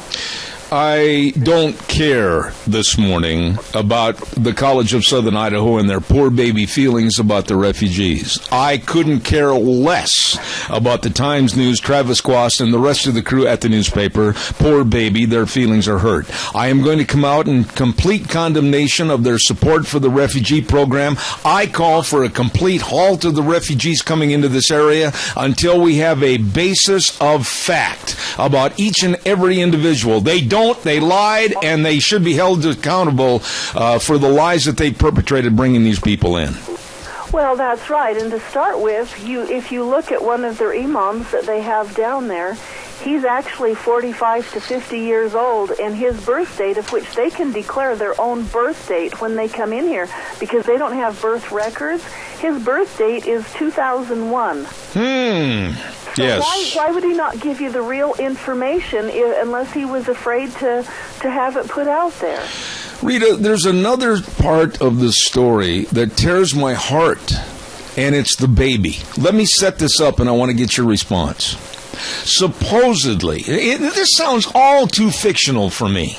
Supposedly, this Saeed Farouk went to Saudi Arabia, brought a young bride back, and then 6 months later had a baby. Okay, but I'm a little questioning on the timeline. But how could any faith or any ideology put two people in black masks and tactical gear and go in and kill, maim, and shoot people, and then know that they're going to be pursued by the police, know that they may very well be killed, and yet not have any care or worry about the baby? The baby was taken to the grandmother's house. They knew well beforehand they were going to commit this heinous massacre days before because they lied to her and told her they had doctor's appointments. I mean, look at the planning that took place here, Rita.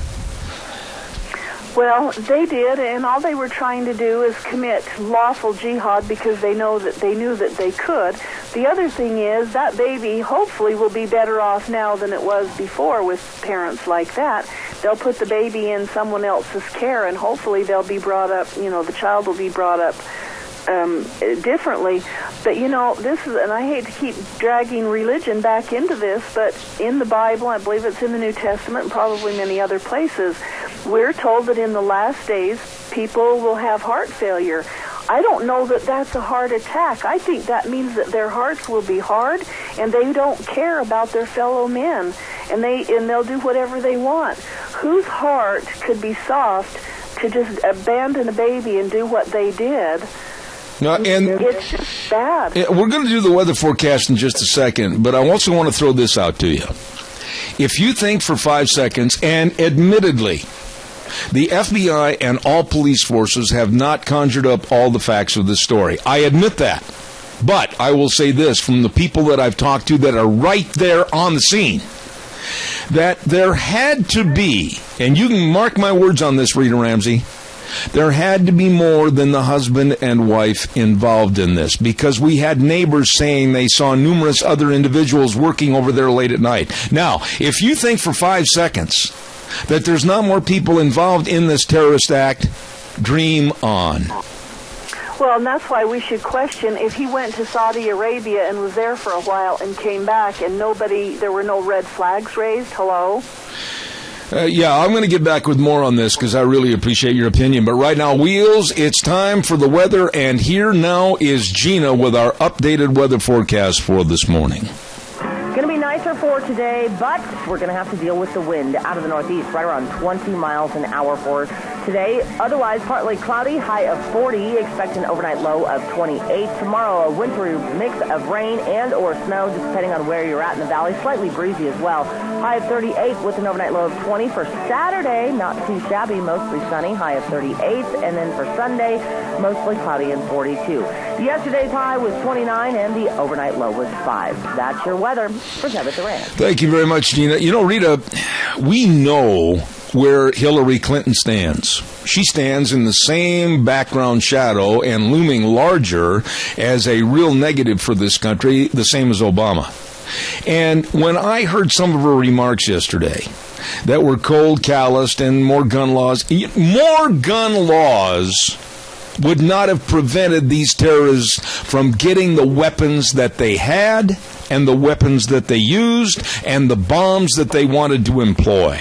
Why can't people look at this thing and say, oh, Lord, help us. We have got a problem now within the confines of our states, the United States of America, and we'd better start profiling and knowing who these people are.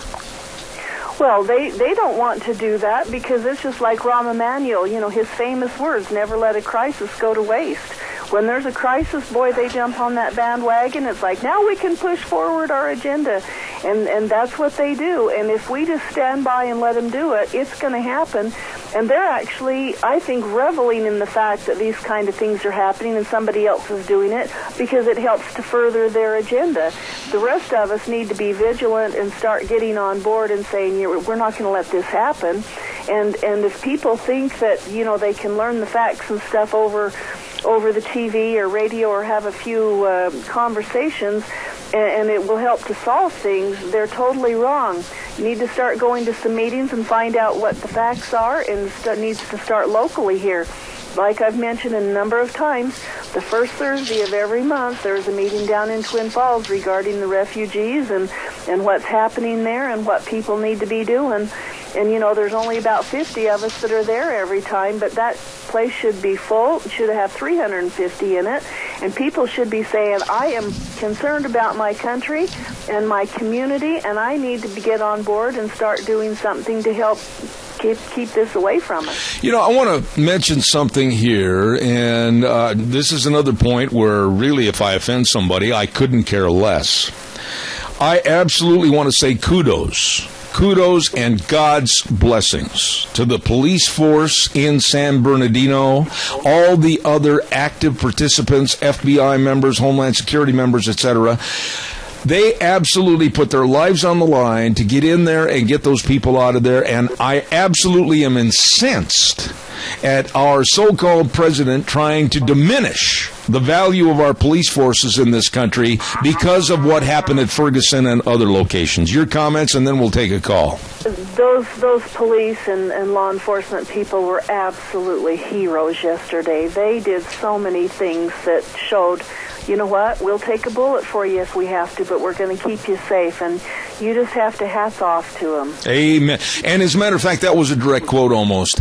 One of the police participants walked in there with his riot gear on, and he told, came on tape via a microphone that he had on, I'll take the bullet for you. You follow me out of this building.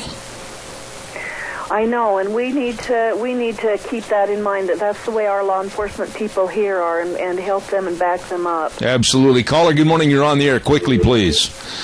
I guess they didn't have any patience, which is sad because I can't get right to everybody at the drop of a hat. Rita, where do we go from here? I've said this at the beginning of our conversation, and I'm going to reiterate it again many times today.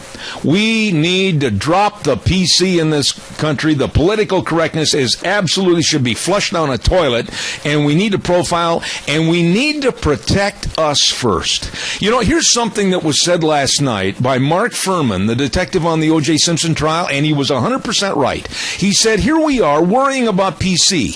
Here we are worrying about the Muslims. Here we are worrying about what they might think or how they might feel. What about the families and the victims? Let's worry about them first. Well, that's absolutely right, and it just comes right down to one thing. People have got to start getting engaged. One of the first places is you got to know the facts. You need to learn about it. You need to know what's going on around the world. You need to have discussions with people. You need to start attending meetings where they're talking about that and learning and teaching. And then we as individual citizens are going to have to start getting armed so that we can take care of things. I heard a number of individuals last night when asked if people would have had guns in there, what do you think would have happened? And a lot of them said, hey, you know what? It might have stopped them from killing quite so many or injuring so many. And so it's important that we get armed and that we understand how our weapons work, and we do it legally, and whatever we need to do, we need to take care of ourselves, because the law enforcement people can't be there just the minute it starts happening. Rita, you are a very intelligent lady. That's why I have you on this program. But cannot the general public in this country, cannot the leadership, if you want to call it that, of this country, understand the similarities of what happened in Paris, France, at that concert hall, where they walked in the same kind of equipment and gear, stood up on the balconies and on the levels going into the various seating arrangements, and started shooting like ducks on a pond? Isn't it the same similarity as to what happened yesterday in California with this man and wife going in and doing the same thing? Well, it absolutely is, and they will go places where they know there aren't weapons. And it doesn't matter what state, if they know that there's not weapons in that area, they will go there because they know they won't have any resistance. And that's why it's equally important that people start getting armed and carrying weapons with them, so that if there are perpetrators come in, whether they're Islam or not, they know they'll have some resistance. You know, I'm really at odds with some of the people that are even in this area that are so liberalized. Oh, we've got to get rid of the guns. Oh, the poor Muslims. Oh, this and that. It's time for common sense in this country, and it's got to start right now. Somehow, whether it's through your organizations, whether it's through my radio program. And I'll tell you what I've been doing this morning. I've been soliciting a group of people across the United States, from Catherine Herridge on Fox News, Ryan Morrow, the head of a terrorist group back in New York. I am going to be having all these people on in the next couple of days, and we're going to be talking about where we are, where we need to be, and how we can get there. I am not going to weaken on this, Rita. Well, that's exactly what needs to happen, is we need to have these conversations, and then people need to engage. You can't just sit in front of your TV or listening to your radio and say, okay, that's what we need to do. We've got to engage if we're going to save our country, and that's just the way it is. You know, you mentioned, and I want to thank you for all your involvement with the Tea Party. We had Jenny Beth Martin on the program last week. I hope you heard that interview. And tell us what's going on with the Tea Party here. I got about a minute left. Okay, actually, I was out of town last week, so I didn't hear it, but I'm glad that you did have her on. Next week, a week from tonight, is our Tea Party meeting at the City of Burley. We're going to be studying the Fourth Amendment and talking about the electorate, and then we do have a video on Islam, actually, that we're going to be showing. So that's going to be our Christmas Tea Party. Okay. Final thoughts, Rita. You know, you're very observant and you study everything. Really, how concerned are you over these happenings and what might happen? I am really concerned because one of these days we're going to find out that this happened right here in our area. Maybe it'll just be Idaho. But, you know, up in northern Idaho, there are some jihad camps. And it's going to spread, and as more Muslims come into the areas, come closer, whether it's Utah or bleed down into this area, there's a lot of them in Boise. You go out to the Kuna area, there's a ton of them. It's going to happen here. It's going to happen if we don't get the brakes put on. Absolutely. God bless you, and thank you for sharing on my program this morning, Rita. You're never afraid to speak out. You are a real red, white, and blue American. Thank you so much. Okay, thank you, Zeb. We'll see you. All right, God bless. I appreciate her remarks. Boy, folks, I tell you what, step up. Step up and think. What's going on in this land? What's going on in this country? Where are we? And think about how serious it's become. Oh, well, that happened in California. Oh, well, that happened in Colorado. Oh, well, that happened in New Jersey. Baloney. We're all Americans, and it affects everybody. And now more than ever before, throw the PC out. And let's become more observant. Time for starving to death. And boy, I am hungry. I mean, I didn't even take time except for a little bowl of bran flakes like at 3:45. Taco Bandito is the place to go if you're hungry and starving to death. 2301 Overland in Burley. Winter is here, and you need to spice up your life a little bit with the bacon, with jalapeno bandito. It's fantastic. And they got steak breakfast burritos. I'm drooling already. And believe me, you're going to love all the steak and chicken burritos, cooked fresh and ready for you. Delicious food at Taco Bandito, 2301 Overland in Burley. How about let's go over to Steve-O's, 290 South, 600 west of Heyburn. Food made the way you like it. Oh, my goodness sakes. Fresh hand-cut steak fries, regular fries, and they've got buffalo burgers. And here's one I really like, Steve-O's nacho fries, topped with cheese and jalapeno peppers. The food, the people are so nice at Steve-O's, 290 South, 600 west of Heyburn. Let's take a look over at Burgers, etc. Not one, but two locations serving you. 124 South Oneida in Rupert, 700 Overland in Burley, and they've got eggnog milkshakes. I love eggnog milkshakes. Yeah, I do. And they've got all the delicious burgers, and they've got every Sunday at the Burley location a shrimp dinner special. It's good eating all the time at Burgers, etc. in Rupert and Burley. Last but not least, let's take a look at the AC Drive-In, 601 East Main in Burley. They've got the mint milkshakes, great for the holiday season. I love mint milkshakes. I just love milkshakes. And they've got chicken fried steak sandwich. That will knock your Tony Lamas off. Delicious. And the fries and the famous Farmer Brown burgers. Oh, my goodness. Well, close to 60 years serving the community and serving you well. AC Drive-In, 601 East Main in Burley. And those are just a couple of great places to go when you're hungry and starving to death. Thank you very much, and we're going to take a little break now and come back in about 6 minutes. Cassia School Days, and then also Pastor Alex Lissau talking about this mess in California. So stay tuned. Zeb at the Ranch. I'll be back in 6.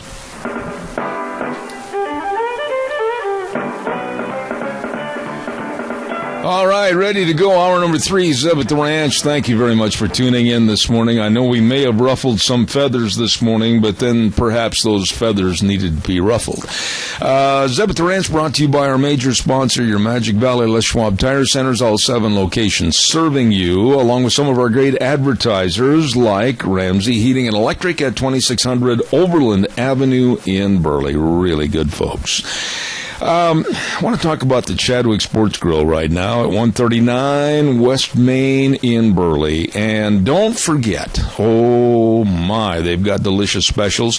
Today at the Chadwick, they're going to have beef stroganoff on egg noodles. Oh my, one of my favorites, with garlic toast and super salad. Beef stroganoff on egg noodles. Delicious.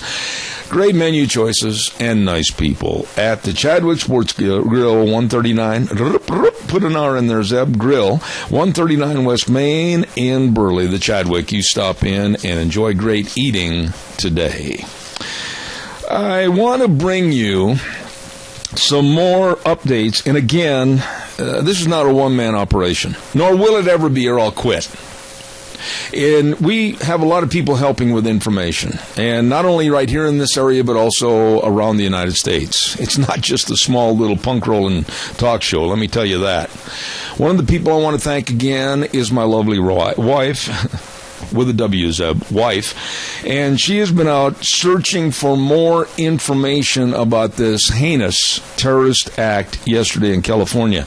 This may not sound like a big deal to you, but it really hit me when she told me this, that it has been confirmed through the various sources that she has looked at, studied, and heard reported this morning, that the SUV that was used by this man and wife terrorist act had Utah plates on it. Now, think of the far-ranging effects of that. Sure, it may have been a rental car. Let's check who rented the car. I mean, the far-reaching effects and the tangled web of deceit goes on and on and on. Utah plates on the SUV. Think about that.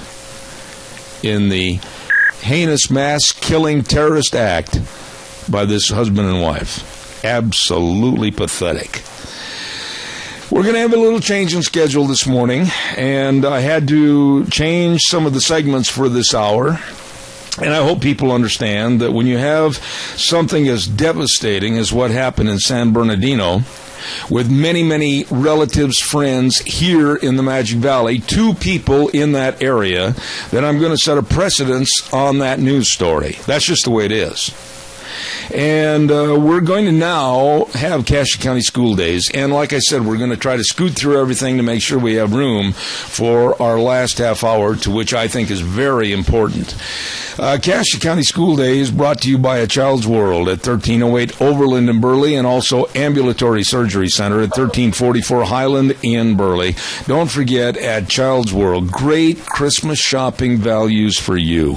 Toys, games, puzzles, and books that will entertain and educate. Clothing. And believe me, they've got all the layaways, and gift wrapping is free. At A Child's World, 1308 Overland in Burley. And then also, we'd like to say thank you to the Ambulatory Surgery Center at 1344 Highland in Burley for your outpatient surgeries, such as knee surgeries, colonoscopies, ear, nose, and throat surgeries. Call them and save money. Ambulatory Surgery Center, 1344 Highland in Burley. And they bring you Cassia County School Days. Sorry for the weak voice this morning. It's just, I made it this far, I got to make it another 50 minutes. Right now, let's go to the phone lines on Cassia County School Days. And we have with us from the Oakley Junior High School, and I believe she's been on this program before. Correct me if I'm wrong. Let's say good morning to the 7th grade science teacher, Julie Richardson. How are you? I'm great, thank you. Have you been on before? I have. I was on last year. That's what I thought. Never forget a voice. I might forget your name. I might forget who you are and what you do, but I won't forget a voice. I remember you now. You did a very good job, and I know you won't let me down this morning. Let's talk about an entrepreneurial class. Ooh, everybody's going to be learning how to be Donald Trump, right? That's the idea. All right, tell me about it. Well, we have the kids in junior high, 7th and 8th grade. They get the opportunity to build their own little business. And we try and give them opportunities to go out and sell, just showing. Some of them will do things that they want lifelong. Some of them will do things they'll just do during junior high, but really gives them an opportunity to get out and speak with people and learn a little bit more about themselves. All right, wait a minute now. Get out and speak with people. What do you mean? Are you going to take field trips to various businesses and interview the owners? And sometimes they just will have speakers, and other times we will visit with people in the community, and they have that opportunity to just let them know what their thoughts are and what they would like to do. Now, this is an elective class, and explain that, and then also, who is the judge, jury, and executioner if they're doing good, bad, or indifferent? You? Pretty much it's me. It's an elective class that we have, and this year I have 26 students. And like I said, we've just done an app contest that they did for Verizon, and that was exciting. They worked in teams. Right now, at this very moment, we're doing Santa's Workshop at the elementary school, where we take donated items, and the little kids have a chance to come and do their Christmas shopping. And we'll have, coming up here just on the 12th of December, we'll have a Christmas bazaar, and that's a chance for them also to do service, because we do it at the Oakley Senior Center, and we donate some money to them and have an opportunity to meet with the public and sell their items. Just a good time. We do that from 12 to 4 on the 12th. Okay, now, Julie, I'm going to say this, and if I step on your toes, you shouldn't be in the dance. But if you agree with me, agree with me. Today, capitalism in this great United States is under assault. You're not one of these mamby-pamby politically correct teachers that wants everybody to work for nothing, are you? Absolutely not. My idea is let them make what they can. That's what I want to do. Every opportunity that they can to promote and sell their product, we try and give them. I have a few of them. They are leaders, and they just write out, and I can just tell them, this is what I want, and they're able to do that. That's exciting to me. I love school. I'm a science teacher, but I also love the creativity that's out there that these kids, it just amazes me what they come up with.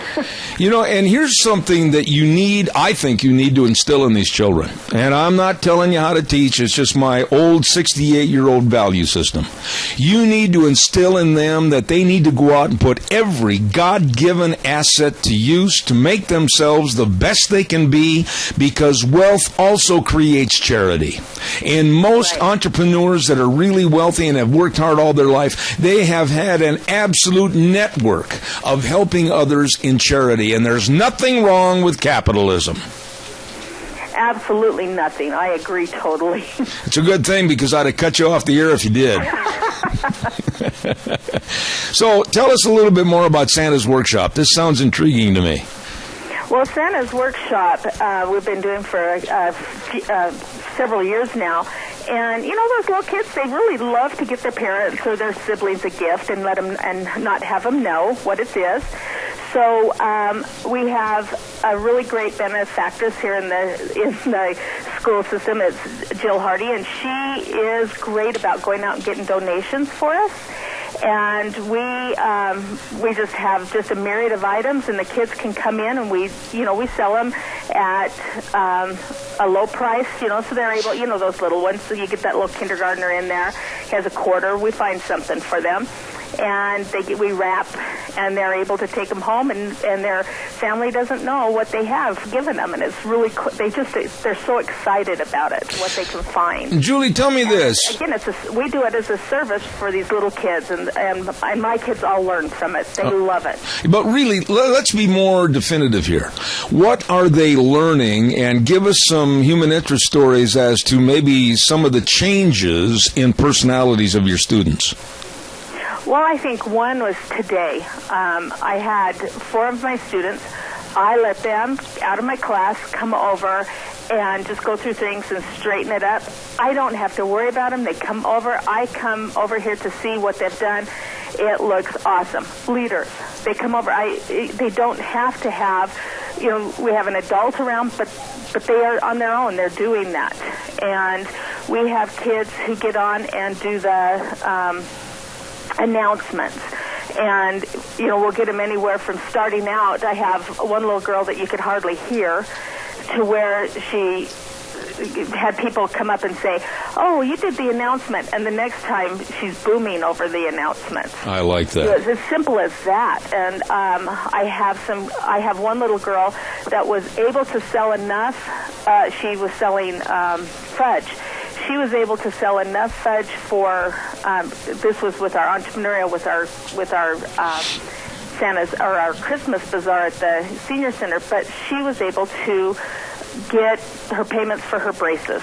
I love this. I love this. Do you, now be honest with me on this, do you as a teacher of this segment of education, do you see the negativity from the left of, we don't want to waste time teaching them to be entrepreneurs. That might make somebody better than somebody else. They're all the same. This is the kind of garbage that is going through many school systems. One of the things, again, that you can't do is test it. You can't test this. It is observation. It's seeing what they've done. It's the excitement they have about education.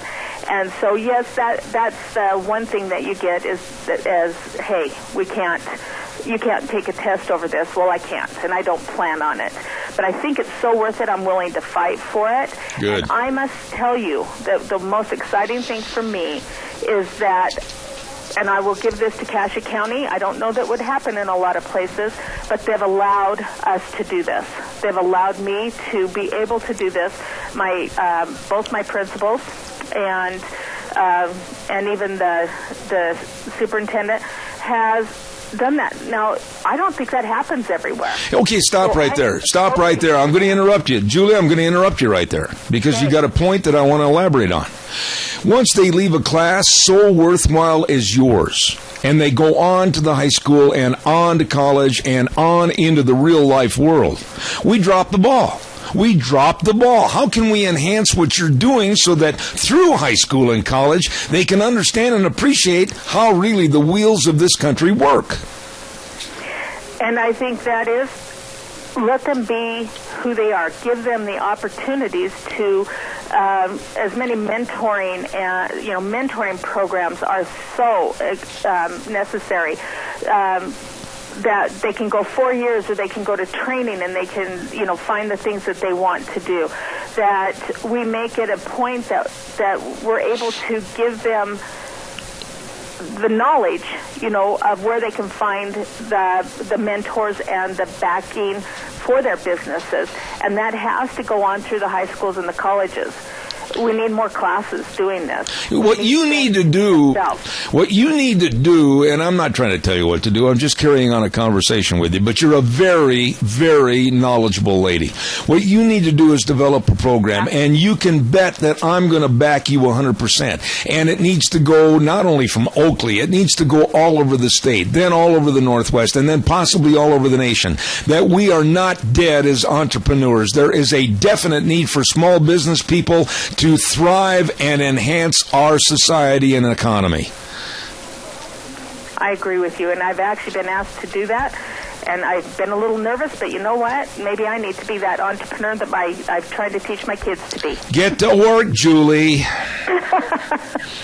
Definitely. All right. Hey, listen, any final thoughts about this? If anybody has any questions or they want to help or participate, how can they find out more? I would love them to call me. They can call me at the high school, which is at 862-3328. That's Oakley High School. Anything that they, when they think, what, I could help those kids, they probably can. And I would love that. I give them any opportunity I can to either be a mentor or to come out and even speak about what they're doing. within a business that they have. Here's the deal. Here's the deal, Julie, that I'm not going to let you rest on your laurels. As a matter of fact, I'm going to keep this sheet that has your name on it. I'm going to call you periodically, or you're going to promise to call me and let me know how the program's doing. And anything we can do on this program to further it, you've got it. But you better start the ball rolling on a bigger basis. I love it. All right. God bless you. Thank you. Thank you. Julie Richardson, Oakley Junior High. I love that lady. Capitalism is not dead. God bless her. Thank you so much. I appreciate that. And anybody that wants to dispute that, my number, 312-2976. You can call me anytime. I got big shoulders, and I'll take your complaints. I love it.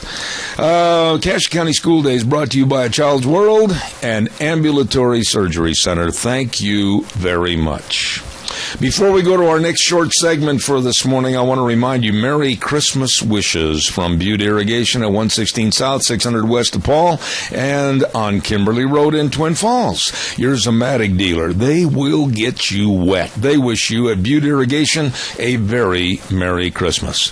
Gentle Ben and the crew at Burley Glass wish you a Merry Christmas at 1029 Overland in Burley, and they thank you for all the support of making their business successful. Merry Christmas from Burley Glass in Burley.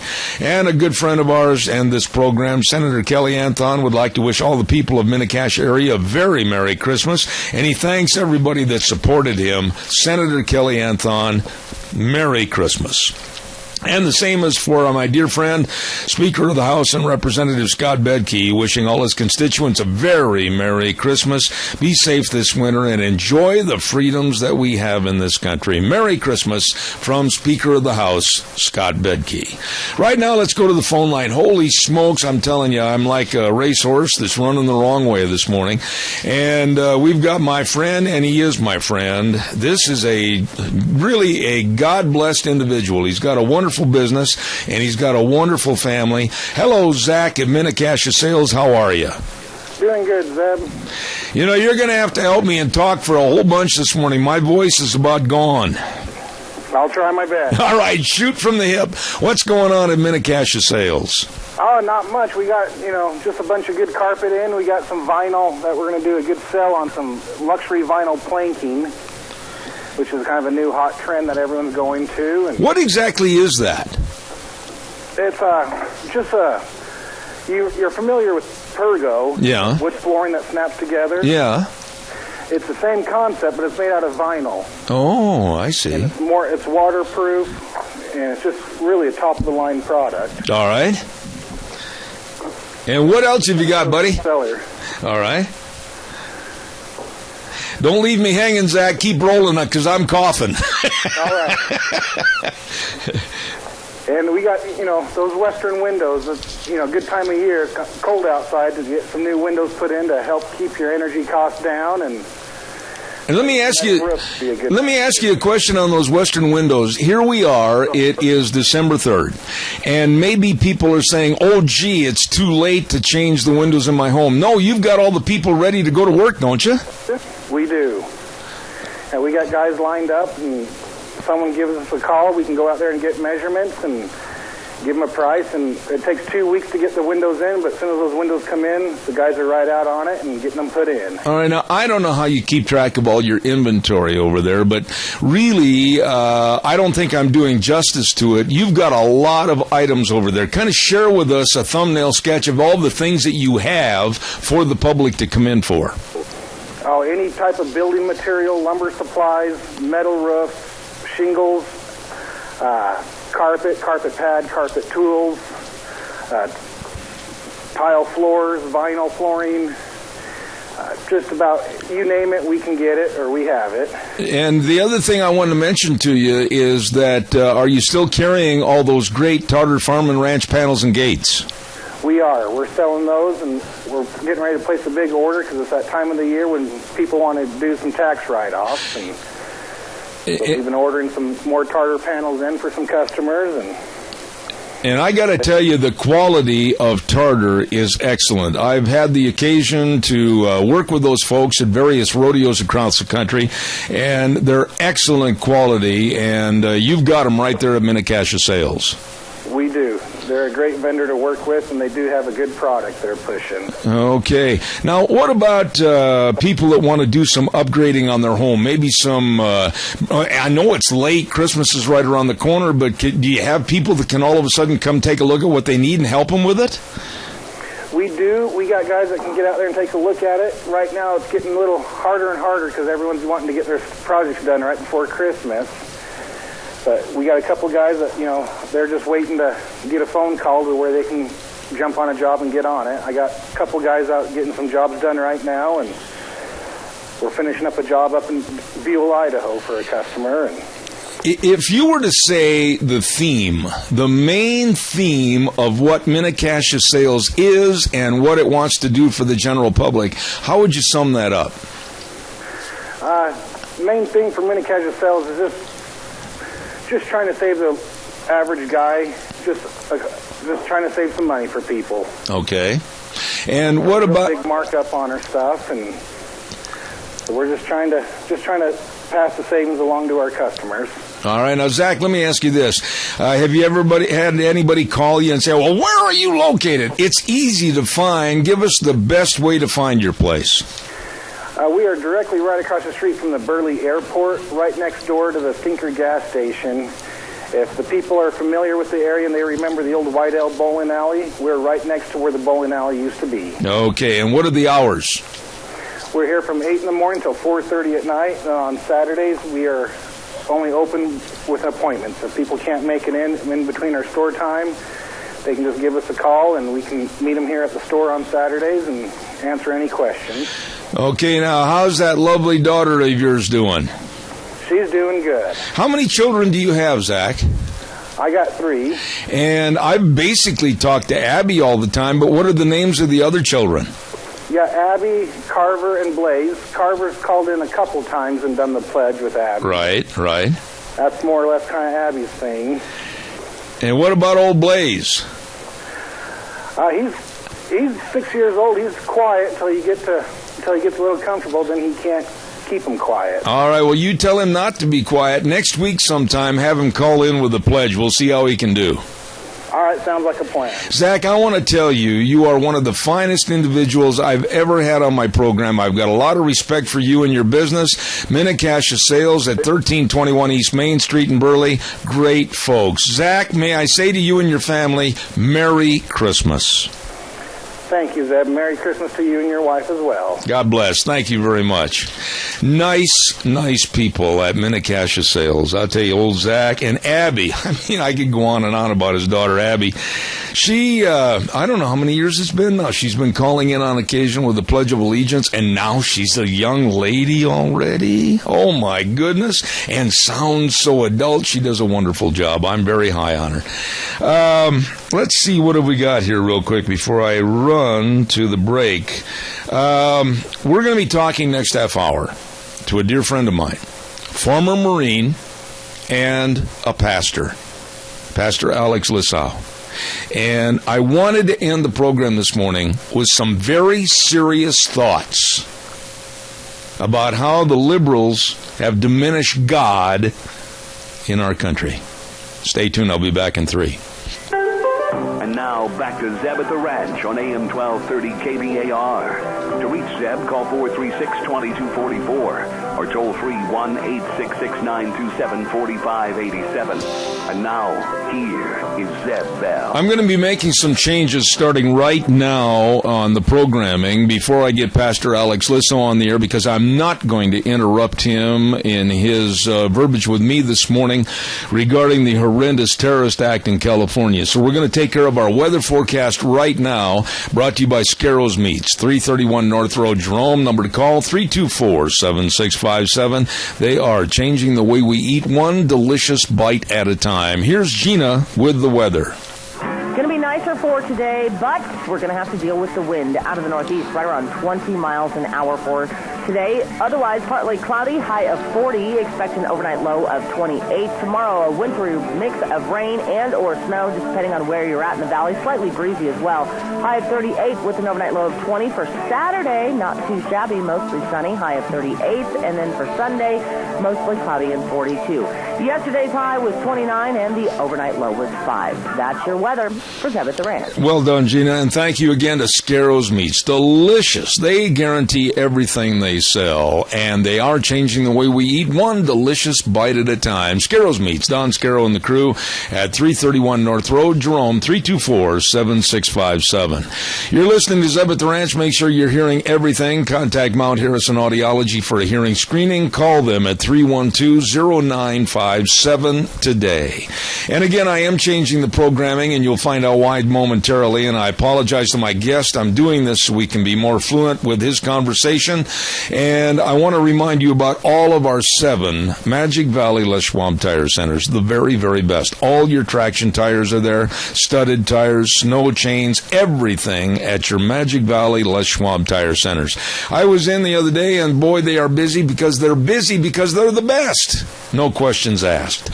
Best brake value promise in the industry, the best in front-end alignment, shocks and struts, the best in batteries. You want to work with the best, you know the best. Your Magic Valley Les Schwab Tire Centers, Lane and Rupert, Dave on Blue Lakes and Twin, Mike and Buell, Mike and Jerome, the Twist family in Paul, John on Poline in Twin Falls, and Randy on Oberlin in Burley. Your Magic Valley Les Schwab Tire Centers.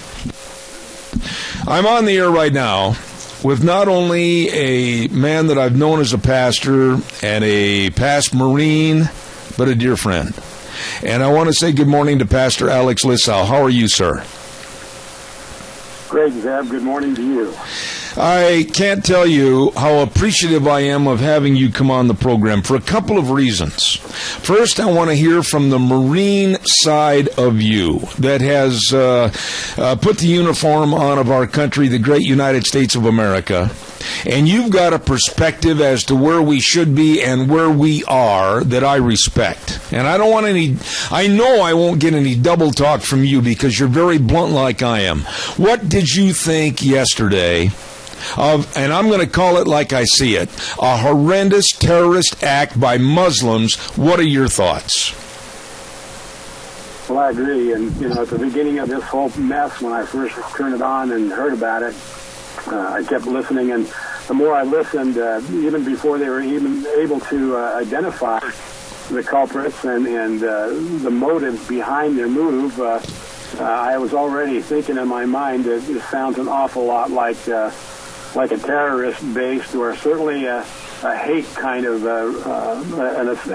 an attack that was going on there. And of course, the more I listened, the more it became obvious that this was the case. And I was a Marine officer, and my training and my teaching and my education there was about defending the United States and taking the oath of office that to protect my country against enemies, both foreign and domestic.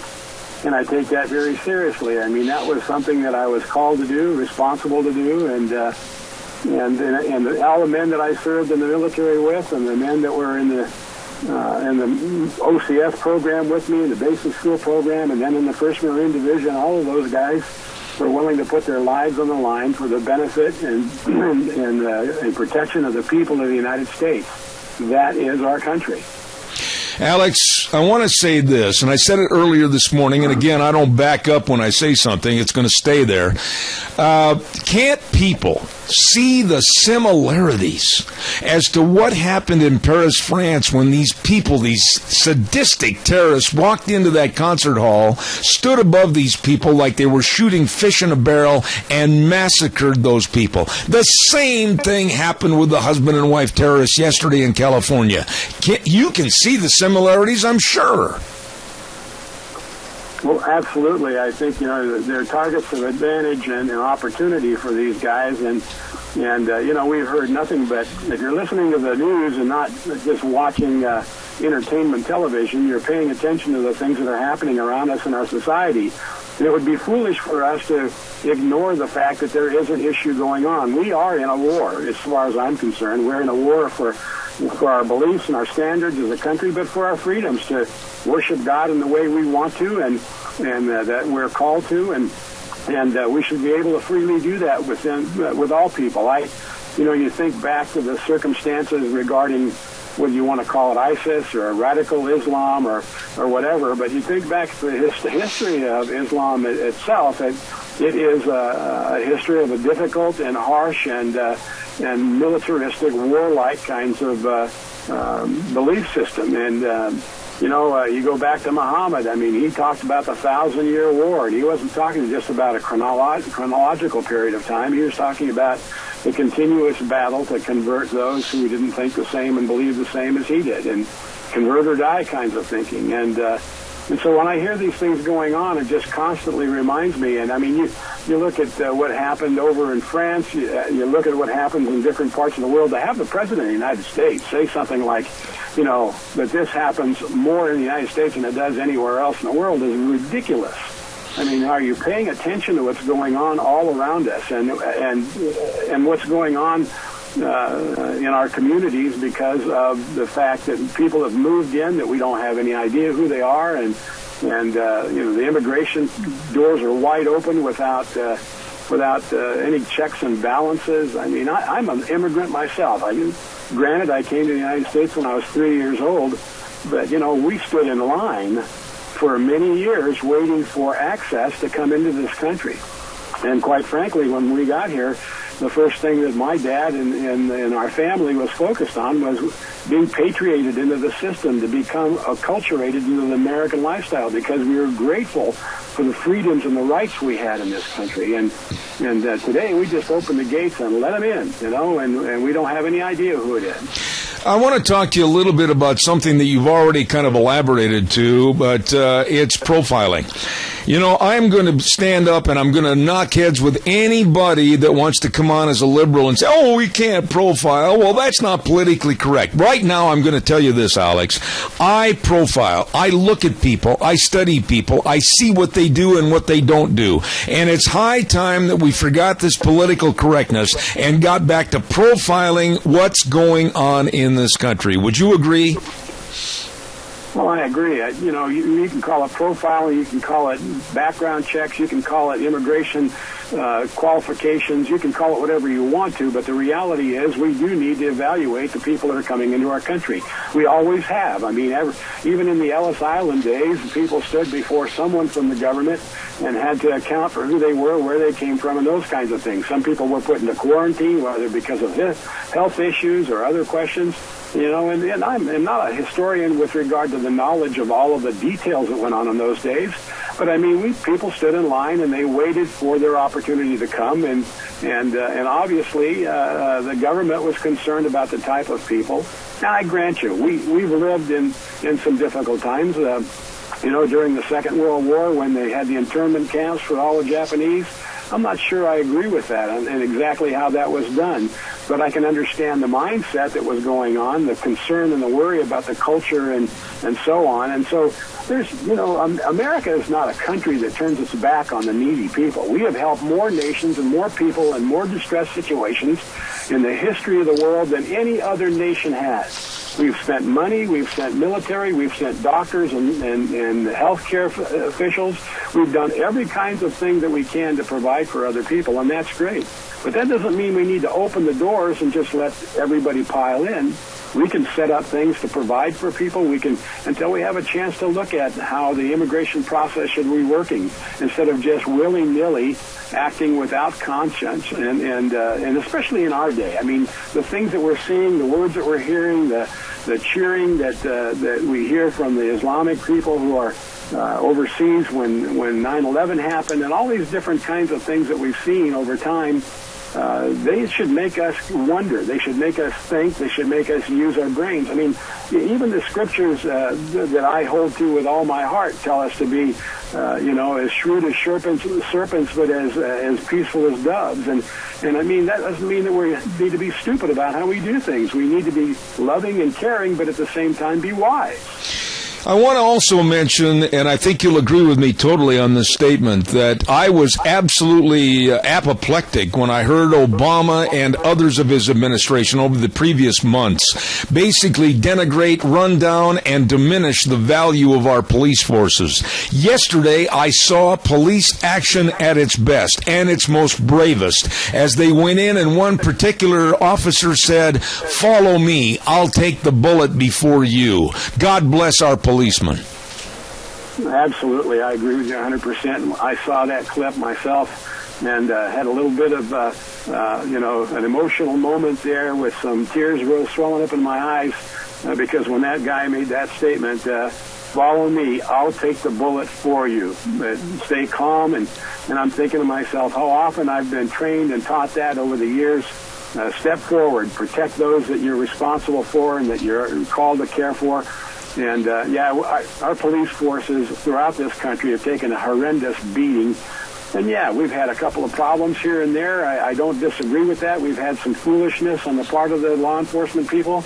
But the majority, the 99%, are fantastic men who have sacrificed their lives and have given freely to the protection of others around us. I was proud of that guy, and I'm proud of every single military and police officer and peacekeeper in our country who is willing to put his life on the line for the lives of others. That's what is called true heroism in my estimation. I want to also go to this next segment in the time remaining. You should have been in the living room this morning at 3:45 when I heard about the New York Daily News front page headline denigrating the members of the GOP like Trump and Rubio and Cruz and Rand Paul for issuing prayers for the victims' families. And they said that praying right now shows that they're cowards. I'm paraphrasing. They're cowards, and when in reality, these people should be absolutely asking for stricter gun controls. How dare the New York Daily News denigrate God and praying? Well, Zeb, what can we say about this? We've been seeing it happening over and over again. We've seen the changes in our society. We've seen it. It goes back now a number of years where, we can't put religious signs up and symbols anymore. We want to be politically correct and say happy holidays and don't ever use the word Christmas because it has the word Christ in it. We have all kinds of thinking this statement that this is not the time for prayer, that God can do nothing about this, is absolutely ludicrous. And every Christian who believes in the God of the Bible ought to be totally incensed by that kind of communication, by that kind of media. To me, I do not understand how we as a people have allowed ourselves to go this far down. And it is time that we stand up and say, no more, no further, this is it, and get back into that nation which we were founded to be. A few months ago, back in March, I went back to Florida, to Orlando, Florida, to the American Renewal Project for Florida. And there was numerous speakers.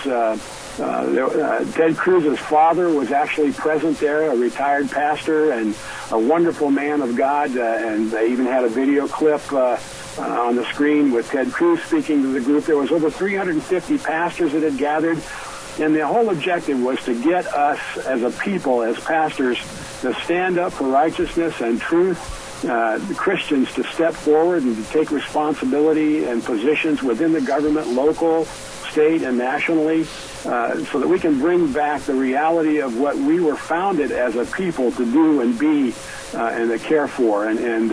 And to me, I see this as a very strong effort, a strong move, and we need more people involved in changing the direction of this country. All right, now, with those words, though, Alex, and you and I have discussed this numerous times, this was a horrendous terrorist act close to home, 750 miles away. And here it is in our backyard, and it's going to be at various other locations you can bet your boots on in the next couple of months and years here in this country. How do we get people to stand up for the values of this country? Are we that apathetic that we don't care anymore? Well, I don't know that it's completely apathetic, and certainly there's enough of that apathy in there because we're all worried about ourselves and our own individual lives. But I think there's a lack of knowledge, there's an ignorance out in our society. People are not hearing, they're not listening and paying attention to the right kinds of information that's out there. I hear people complain all the time, why do you have that radio station on? Or why do you listen to so-and-so and so-and-so?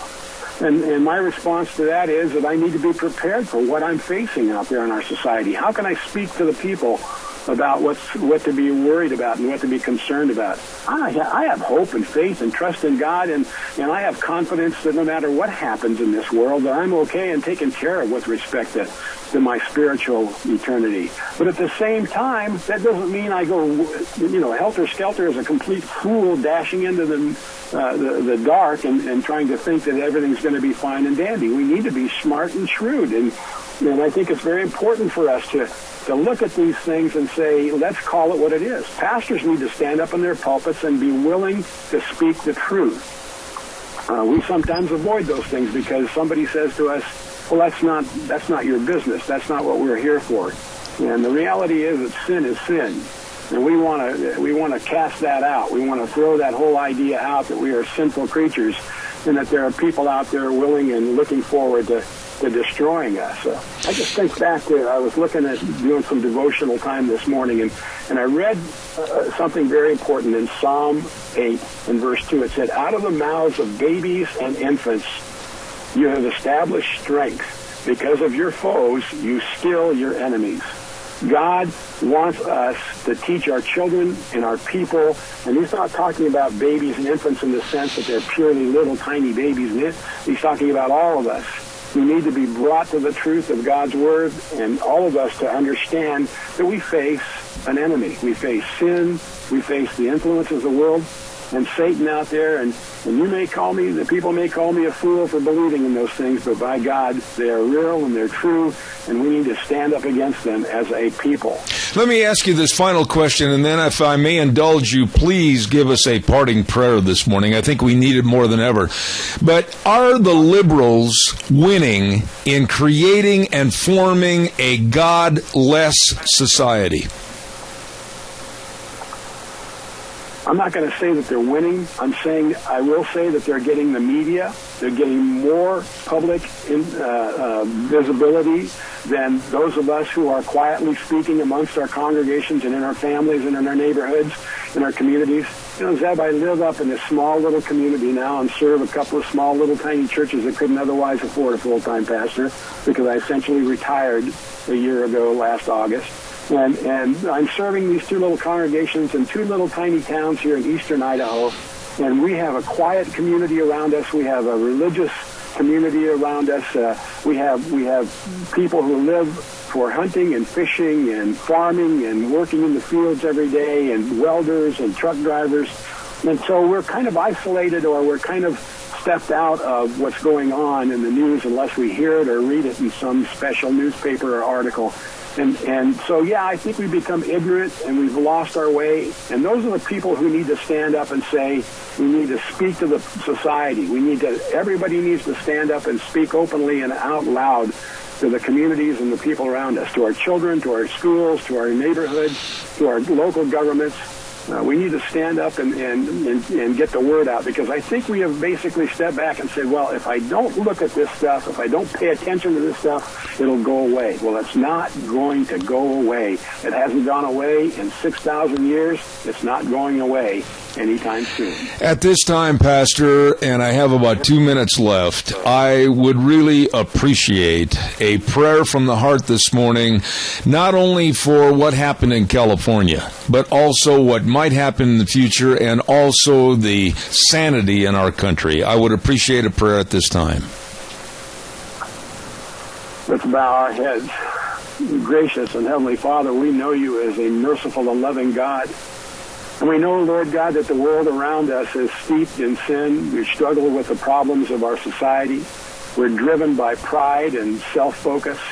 And we have difficulties all around us that we have to face. And yet sometimes, Lord God, we fail to stand up for what is right and true. Lord, you teach us in your Bible to love one another as you have loved us, to not return evil for evil, to not be vengeful, but yet you don't tell us to be foolish as well, and to simply stop protecting and watching and caring for our own, looking to you for your guidance and truth. Lord God, in these difficult times, we pray for your mercy. We pray for your strength. We pray that you would stir the hearts of your people, that we might stand up and protect and care for one another. You tell us in in 1 Timothy 5, 7, and 8 that we should watch out for our families and that we should care for them, and especially our immediate families, because if we don't do that, we will be as good as a non-believer. And Lord, it is time for the believers to stand up, and we pray, Lord God, that you would give us the strength to do that we would talk in strength and power, that we would reach those who are least and lost, that we would give our hearts to the righteousness of God to all people, and that we would tell the truth, that the truth might set us free. Protect this nation, Lord God. Protect all of those who stand for truth and righteousness, and give us the strength to do as you have called us to do, to be members of your kingdom and to tell the truth no matter how much it may hurt. We pray this in Jesus' name. Amen. Amen. Pastor Alex Lissau, a dear friend above everything else. Thank you for sharing with us this morning, and I mean this when I say it. God bless you, and thank you so much. God bless you, and all of your listeners. Lord bless them all. We love you guys. Thank you. Bye-bye. God bless. I'm not going to say or do anything else this morning. I'm going to turn it over to Wheels at our station, and I'm just going to say this. Pray. Pray. We'll see you Monday morning at 8:06.